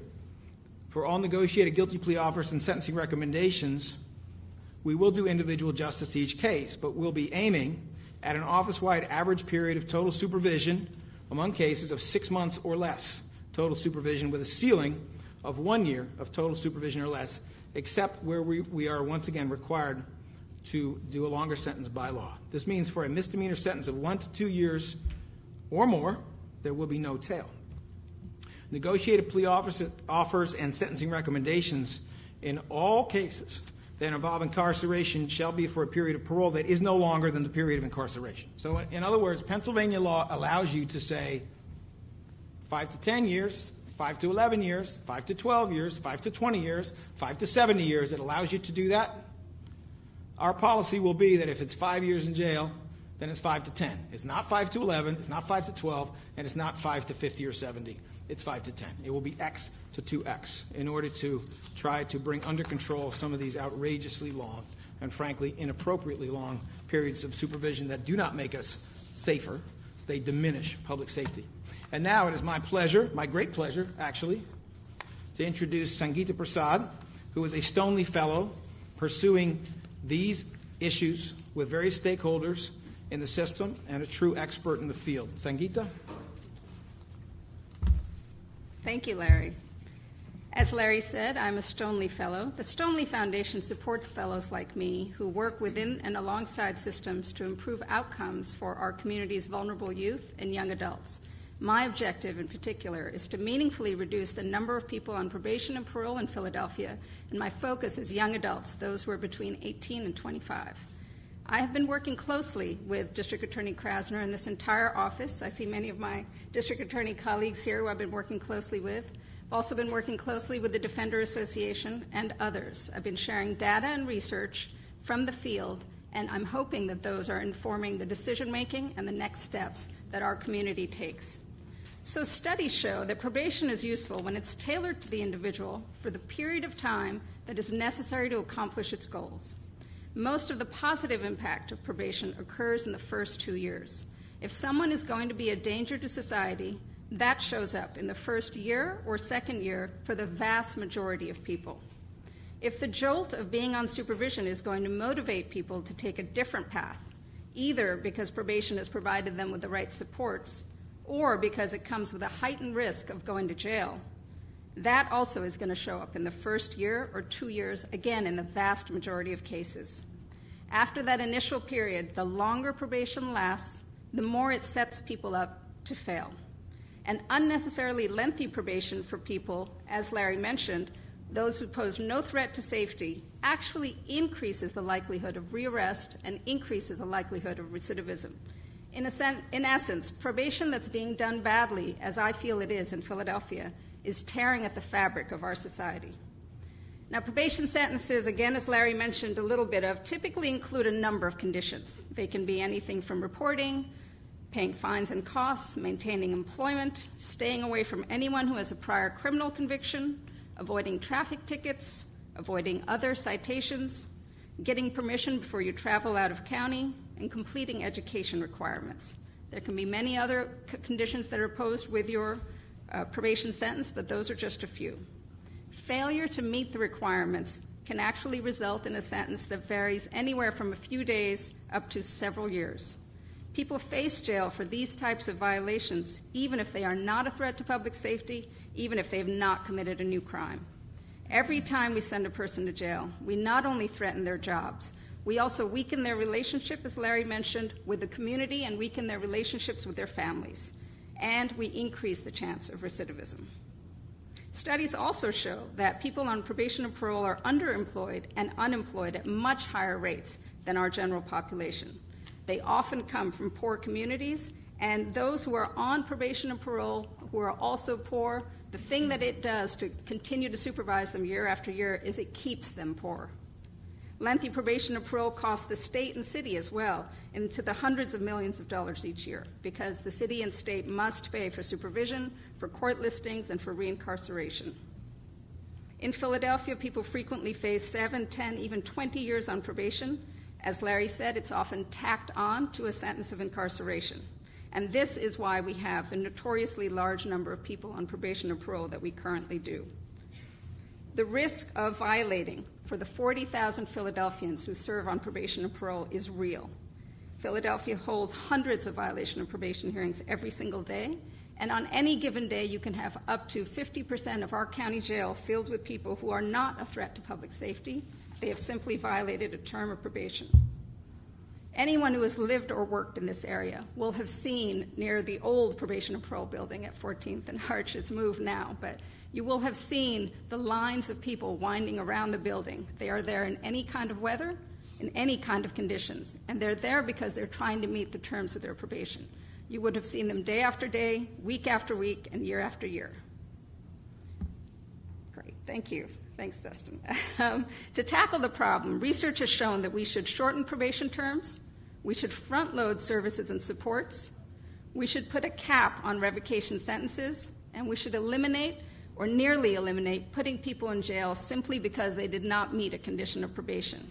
Using these best practices, 37 other states have simultaneously reduced the number of people on probation at the same time as they have reduced crime.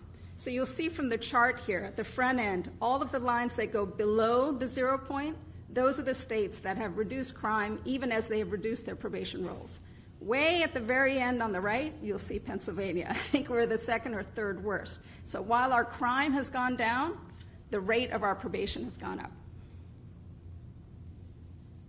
So as other states have done, I believe all of the stakeholders are aligned in thinking that we can do the same here in Philadelphia. The policy changes that DA Krasner has announced today take a bold step towards reducing the number of Philadelphians on probation, towards reducing incarceration, towards increasing employment, and towards repairing the fabric of our communities.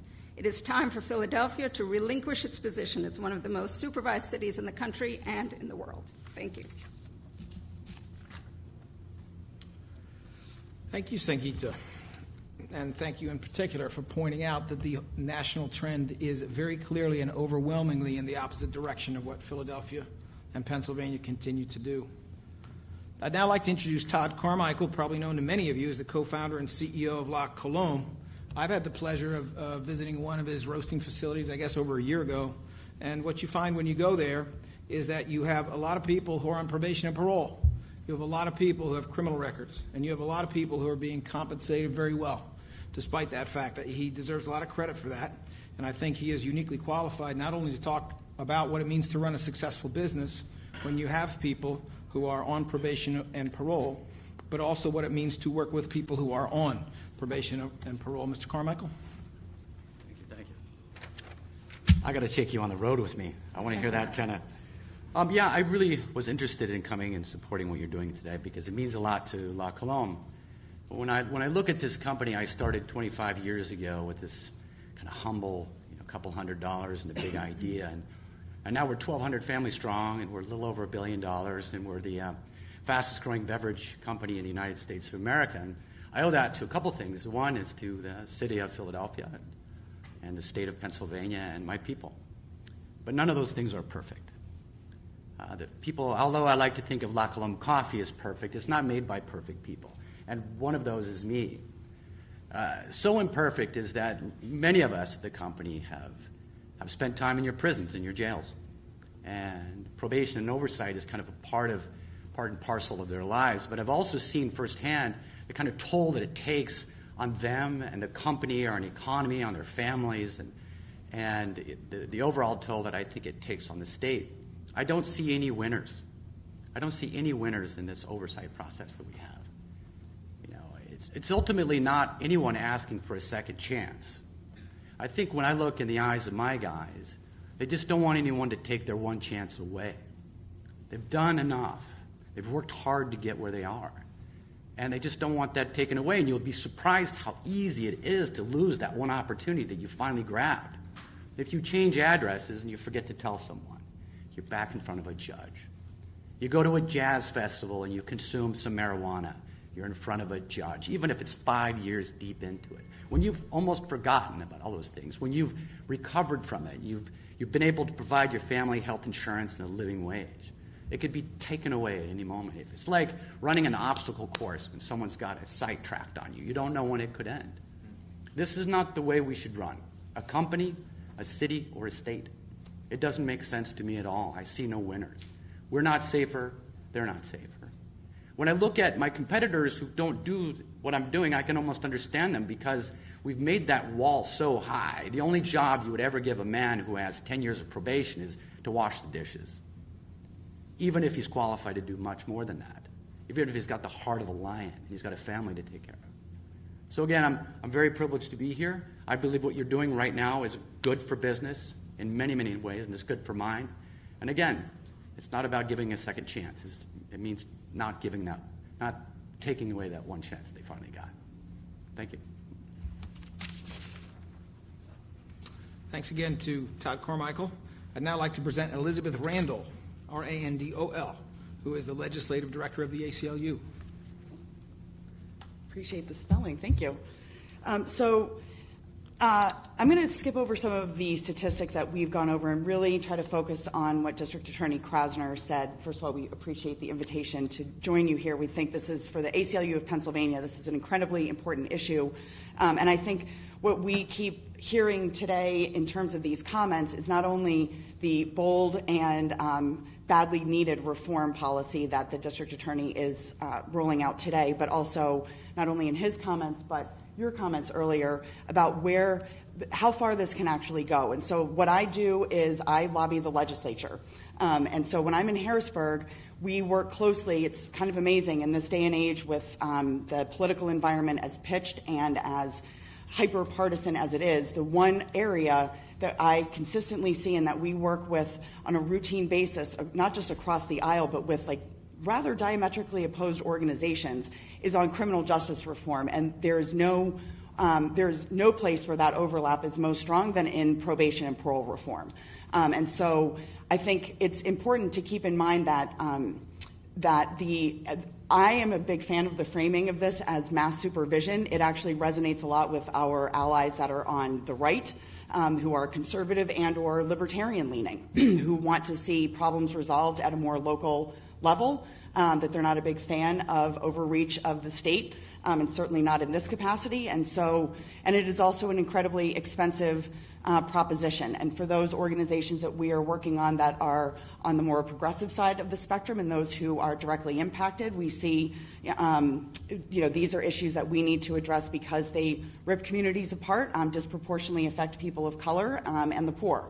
And so this issue is not a bipartisan one. It's really about smart justice and being smarter about how we deploy the tools that we have in our toolbox to make our communities safer.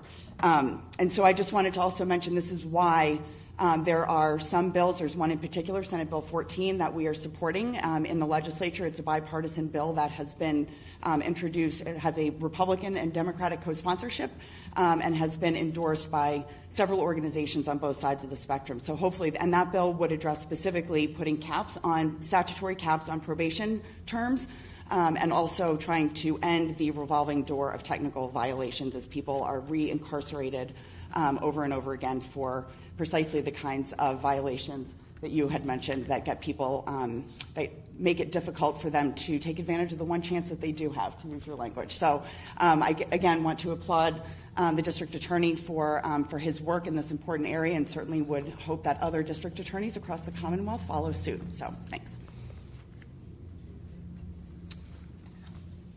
Thank you.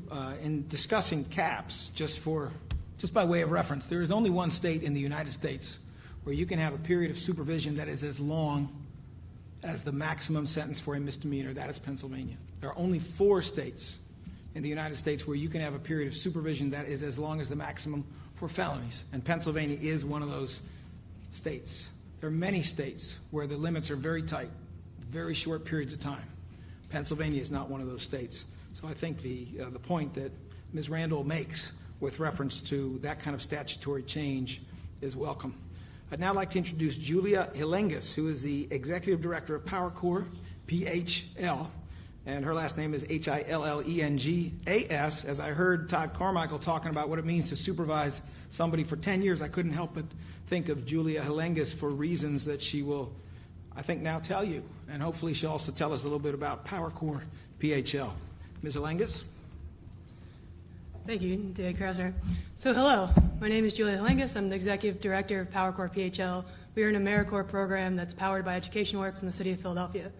PowerCore PHL specifically recruits young people in Philadelphia who are not in school and not working. So we're talking about 18 to 26-year-olds, many of whom are returning citizens or for some other reason have been pushed off that mainstream pathway to school, work, careers, and self-sufficiency. What we do is we see them as untapped talent. We see them as having a lot of talents to contribute to the city of Philadelphia, to their neighborhoods, to their families, and we bring them in and train them for anywhere from 6 to 18 months on social emotional skills, on work readiness skills, and on technical skills so they can access careers that pay a living wage, that offer opportunities for advancement, and we stick with them through that process both while they're with us and as alumni. A big part of that work is to help them navigate through the many barriers to employment that they may face as they're going through this learning process and this growth process. Barriers like court and probation requirements. We have alumni that I met 3 years ago. He's an outstanding young person in our program. He had just come home from incarceration. He joined our program. He did everything we asked him to do. He was promoted to a peer leadership position, and then ultimately we hired him on as a staff person. He now serves as a leader and a coach and a mentor to young people who are in his same position just a few years before. He has tremendous impact on the city and on the influence of what young people are going to decide to do or not do as they move forward with their lives. He is currently serving a 10-year probation sentence, of which he's only gotten through 3 of it. And obviously, as his employer, we are as accommodating as we can be. We understand the issue. We want him and we value him and his contributions to our company as well as to the city of Philadelphia. And when we look down the road, it's not making these accommodations for a couple more months. It's looking at making these accommodations for years and years to come. So as we look to promote him, as he looks to go elsewhere or start his own business because he's very entrepreneurial, he has to take in mind all of these other commitments that he has to do that takes him away from the good work that he's doing, the tremendous impact that he's doing in Philadelphia. And so I'll say that knowing him for 3 years, he's done a tremendous amount of growth. He's showing tremendous impact on the city, and yet that goes fairly unrecognized in terms of his probation requirements. I'll also say that PowerCore PHL spends significant staff time in the Criminal Justice Center, at court hearings, in communication with probation officers, in communication with employers or our alumni to help make sure that hairy issues like a technical violation that then ends up with someone incarcerated for 30 days does not mean that all of the hard work that young person did, all of the work that other people like us who support them goes out the window. So I'll give you an example of that.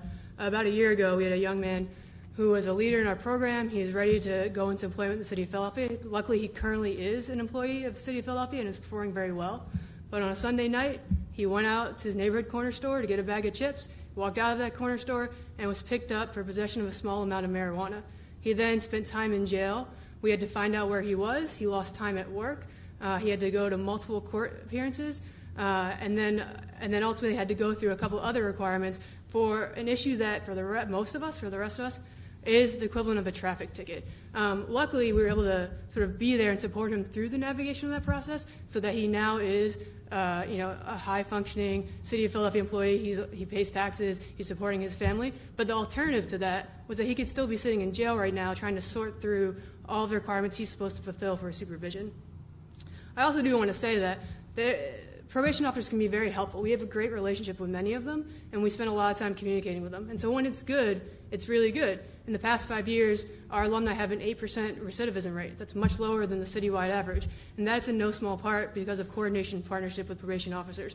I think what we need to keep in mind is we all have a common goal, which is to get young people to be employed, to be self-sufficient, and to be able to contribute the talents they have to the city and to reduce the barriers to employment and to doing that we all see out there. And so I thank Jay Krasner for taking a lead on this initiative. Thank you, Julia. We will now hear from Julie Wertheimer, who is the Senior Director of Criminal Justice Reform Strategies and Programs, Managing Director's Office, City of Philadelphia. She is here on behalf of the city. On behalf of the mayor, I should tell you that we see Julie in her official capacity quite often. She is constantly in touch with criminal justice stakeholders working on this and other issues, and it's always a pleasure to see her. Julie? Thank you, DA Krasner. On behalf of Mayor Kenny, and thank you for including the administration here today. The policy announced this morning reflects an important step forward in our shared goal of reducing the number of people in jail and reducing the number of people supervised on probation and parole. We know that violations of probation and parole are one of the main drivers of our local jail population, and it will take ongoing commitment and collaboration to change our system for the better. Philadelphia's criminal justice system partners have been working together to safely reduce the local jail population and also reduce racial, ethnic, and economic-based disparities in the justice system through the MacArthur Foundation's Safety and Justice Challenge. Reforms to community supervision are one of the main goals of this comprehensive effort. Since the beginning of that effort in 2015, we've both reduced the number of people in jail for violations of probation, as well as the total number of individuals on supervision in Philadelphia, but we still have so much more work to do. Early efforts included creating alternatives to incarceration for technical violations for people specifically with substance use disorders, improving case consolidation and processing for people with violations in order to reduce their length of stay in jail, as you've heard about, enhancing the hearing process for early violation hearing, and specifically addressing cases for those who have spent long periods of time incarcerated. Additionally, we're working with all of our justice partners to develop neighborhood resource centers, a citywide effort to better support and provide services to people who remain on probation in Philadelphia. Located in neighborhoods across the city, the network of NRC sites will allow people to meet with their probation officer in a welcoming space rather than having to report to a central probation office. These centers will provide access to needed programs and resources for individuals, their families, neighbors, and other community members. The District Attorney's policies announced today are another important initiative to improve community supervision practices in Philadelphia while preserving public safety, and we thank him for his leadership. We're also grateful to the First Judicial District as well as the Defender Association for their leadership and partnership as well in all of this important work. Together, working with our communities as well, we know we can make Philadelphia safer and more just for all of us. Thank you, Ms. Wertheimer. Because only clergy can really bring it home, a decision was made by me to make sure that clergy would really bring it home, and we are honored to have with us today Reverend Nicholas O'Rourke, who is a social justice leader in the faith community and is here with a button on his lapel. And that button says POWER, P-O-W-E-R. I'm hoping he'll just mention what power is as he brings you his remarks. Reverend? Good afternoon. First, I want to thank the District Attorney's Office for the opportunity to come and to speak a little bit on this good news that we have today, as well as folks like Reuben Jones and Josh Glenn and Hannah Sassaman and other folks. If I keep naming names, I'll get in trouble, but many people who have been working together tirelessly for years to push us into this idea of a beloved community. And I'll talk about that for a second. But I am Nicholas O'Rourke. I am with POWER, Pennsylvanians Organized to Witness, Empower, and Rebuild. We're representative of some 40, 50 congregations here in the city of Philadelphia, out into the metro counties, like we call the collar counties, into Allentown, as far as out as Harrisburg, addressing issues around education funding, jobs and wages, and environmental justice, as well as mass incarceration and policing here in the city of Philadelphia going out. And this idea around beloved community as an interfaith organization is something that is at the heart of a lot of the work that we are doing and that we are trying to do.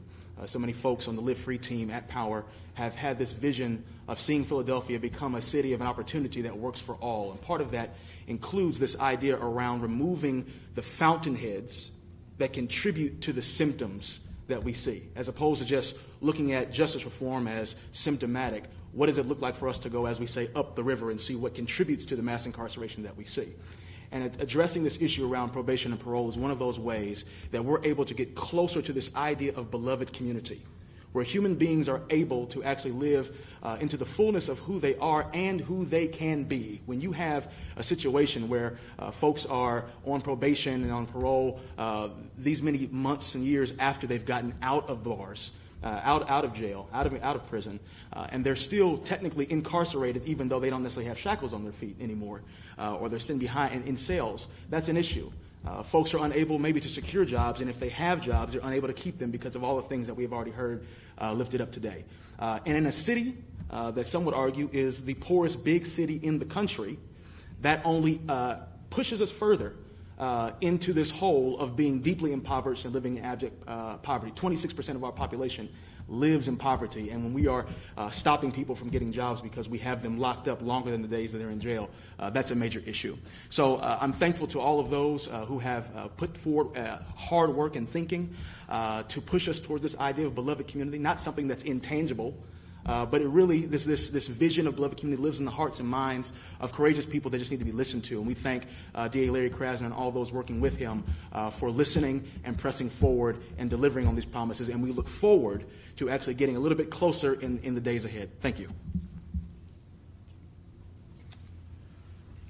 So we are now prepared to take questions on the topic of this press conference. I realize that the people standing behind me have a lot more information than I do. So please feel free to address those questions to individuals, or more generally, we may answer in a collaborative way. Yes, sir. What percentage of cases are your new rules going to apply? That is a great question, and it's one we have been trying to research by means of data collection. We are not confident in the exact numbers, but we are confident in this. We are confident that the average period of supervision for felonies is significantly higher than the goal. We are confident that the average period of supervision for misdemeanors, and this is actually according to the municipal court itself, would be reduced by means of these programs. So it not only gets at the average, but because there are ceilings, and again, these are all presumptions, there will be exceptions, and there should be exceptions. But we also believe that the ceiling is going to have the effect of eliminating some of the real outlier, sort of extremely excessively long types of supervision, which may have a large impact. The most honest and direct thing I can tell you is we think it's going to have a big impact. We may be in a position within a period of weeks to be able to say with greater reliability what we predict the outcome will be. Obviously, we understand that we're just one player. We're making recommendations here. We do not have complete control, nor should we. But what we experienced when we did our bail policy, which was not too different, is that for the most part, judges were in agreement. And as the program went on and it became clear that the bail program we had come up with was carefully done and was having good results, they became more and more invested in it. So we are fairly confident that we're going to have a good reception from the judiciary, but we certainly respect their independence, and that will have some effect on how successful it is. Yes? What are some examples of times you would be asking for these types of there are particular types of issues that raise different questions. Sometimes you can have issues in the nature of an interfamilial case. Sometimes you can have issues in family violence, sexual assault, or domestic violence cases. Sometimes in cases involving mental illness. Sometimes in cases where there are addiction issues. We are already meeting with supervisors so that we are really on the same page about when exceptions will be appropriate. Nevertheless, this is an accurate description of the general office-wide policy, from which there will be some and individual, I would say, exceptions. Yes? You said did some research about when supervision is helpful over that first year. Yes. That it could be helpful, but not really beyond that. Mm-hmm. But then you have, I think, for felony, you've got 18 months. For misdemeanor, it's 6 months. Why not make the cutoff at the year mark, where supposedly it's the most? So it's a great question, but in essence we did, and let me explain. So what we have said is that the cutoff for a felony is 3 years. According to Vinnie Schiraldi's report in the Columbia University Justice Lab study, which came out, I believe, in April of 2018. We have copies. I'm happy to give it to you. It talks about there being good results in the first year, diminishing results in the second year, even more diminishing up to 3. And after 3, it just makes things worse. It isn't merely ineffective. So our cutoff is 3. What we've also said, though, is that office-wide, we're shooting for more like an average of 18 months, because not every case is that serious. Some cases do not require incarceration at all, and therefore we would be shooting for kind of just a general notion of an average that we should look something like an 18-month average.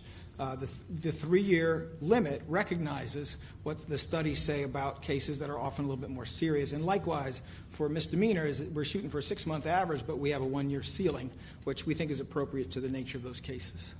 I'm sorry, let me just make sure I understand. So, but and you explained the felony part, but for the misdemeanors, why, if the benefit comes in that first year, what happens between the 6-month and the year? The research to show that part doesn't help as much. So the answer to that is these offenses are very different in nature. I mean, you can be in misdemeanor court for disorderly conduct as even a summary offense or as a low-level misdemeanor offense. You can be in felony court charged with first-degree felony, aggravated assault, or attempted murder. These are wildly different cases, and they merit different periods of incarceration, if there is any, and they merit different periods of supervision. It is not the case that these studies say that everybody, no matter what the offense is, should be subjected to 3 years of supervision. They say something quite different.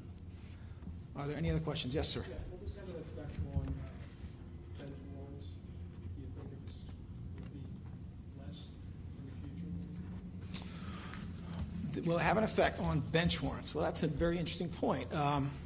So I suppose if we were to limit the periods of supervision, then we would certainly have fewer absconders, by which I mean people who are supposed to be reporting to probation and parole into the, let's just say, 4th, 5th, 6th, 7th, 12th year, and at some point they stop reporting for whatever reason, and then wanted cards are issued, sometimes referred to as bench warrants. So yes, I would think it would reduce those because you wouldn't have as periods of supervision that are on average as long, and therefore you would have fewer opportunities for people to stop reporting for whatever reason, good reasons or bad reasons. I think in that sense it would. Are there any other questions? Just to go up. Yes, please. Are any of these changes retroactive for people already under certain conditions? So this is an internal policy within the DA's office, and it is going to guide. In fact, we'll be training our DAs today, all of them, on it. It is to guide what we do internally in terms of the recommendations we're going to make and the negotiations we're going to do. Separate and apart from this, there are efforts and will be efforts afoot, and there have been meetings between our excellent public defender, Keir Bradford Gray, and me, and various other stakeholders, including there has been a recent meeting with representatives of the leadership of the court about taking a look back. And by a look back, I mean taking a look at all the people who are currently on these rolls of almost 40,000 people under supervision to see if there are categories of these folks who have performed so well under supervision, often performed perfectly for a certain number of years, that individual judges individually might say, well, gather up the people under my supervision who've been perfect for 4 years, and I'm inclined to grant them early termination. We are working on that. That project, though, is separate and apart from this, and honestly, if we were here to talk about that, I would have Keir Bradford Gray here with us to talk about it, because I think she has a tremendous amount to say and a great deal of insight, not only on that, but also on some detainer issues. This is a multi-pronged project, but in my mind, there is nothing more important than the policy we're rolling out today in terms of long-term consequences. I just wanted to ask a follow-up to the question before. As far as people involved maybe in several different gun offenses or shooting offenses and had convictions and probation, is this something that would also involve? So I think what you're describing is a really serious case and a serious offender. So the answer is yes and no. The policy applies across the board, but let's understand what the policy is.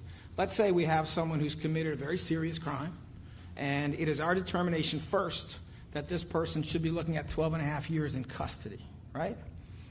Under this policy, that person would be looking at an offer of 12 and a half to 25 years. This person would be looking at 12 and a half years in jail at least, followed by 12 and a half years of supervision. So, no, the 3-year limit does not apply in the sense that the law already says that for that kind of case, the supervision must be much longer. But yes, this policy talks about that, contemplates that, accepts that, and that would be the outcome of a case of that nature. Are there any questions for any of these distinguished and eloquent guests we have here who know more than me? No? All right. Well, thank you very much. It's always a pleasure to engage in a free press.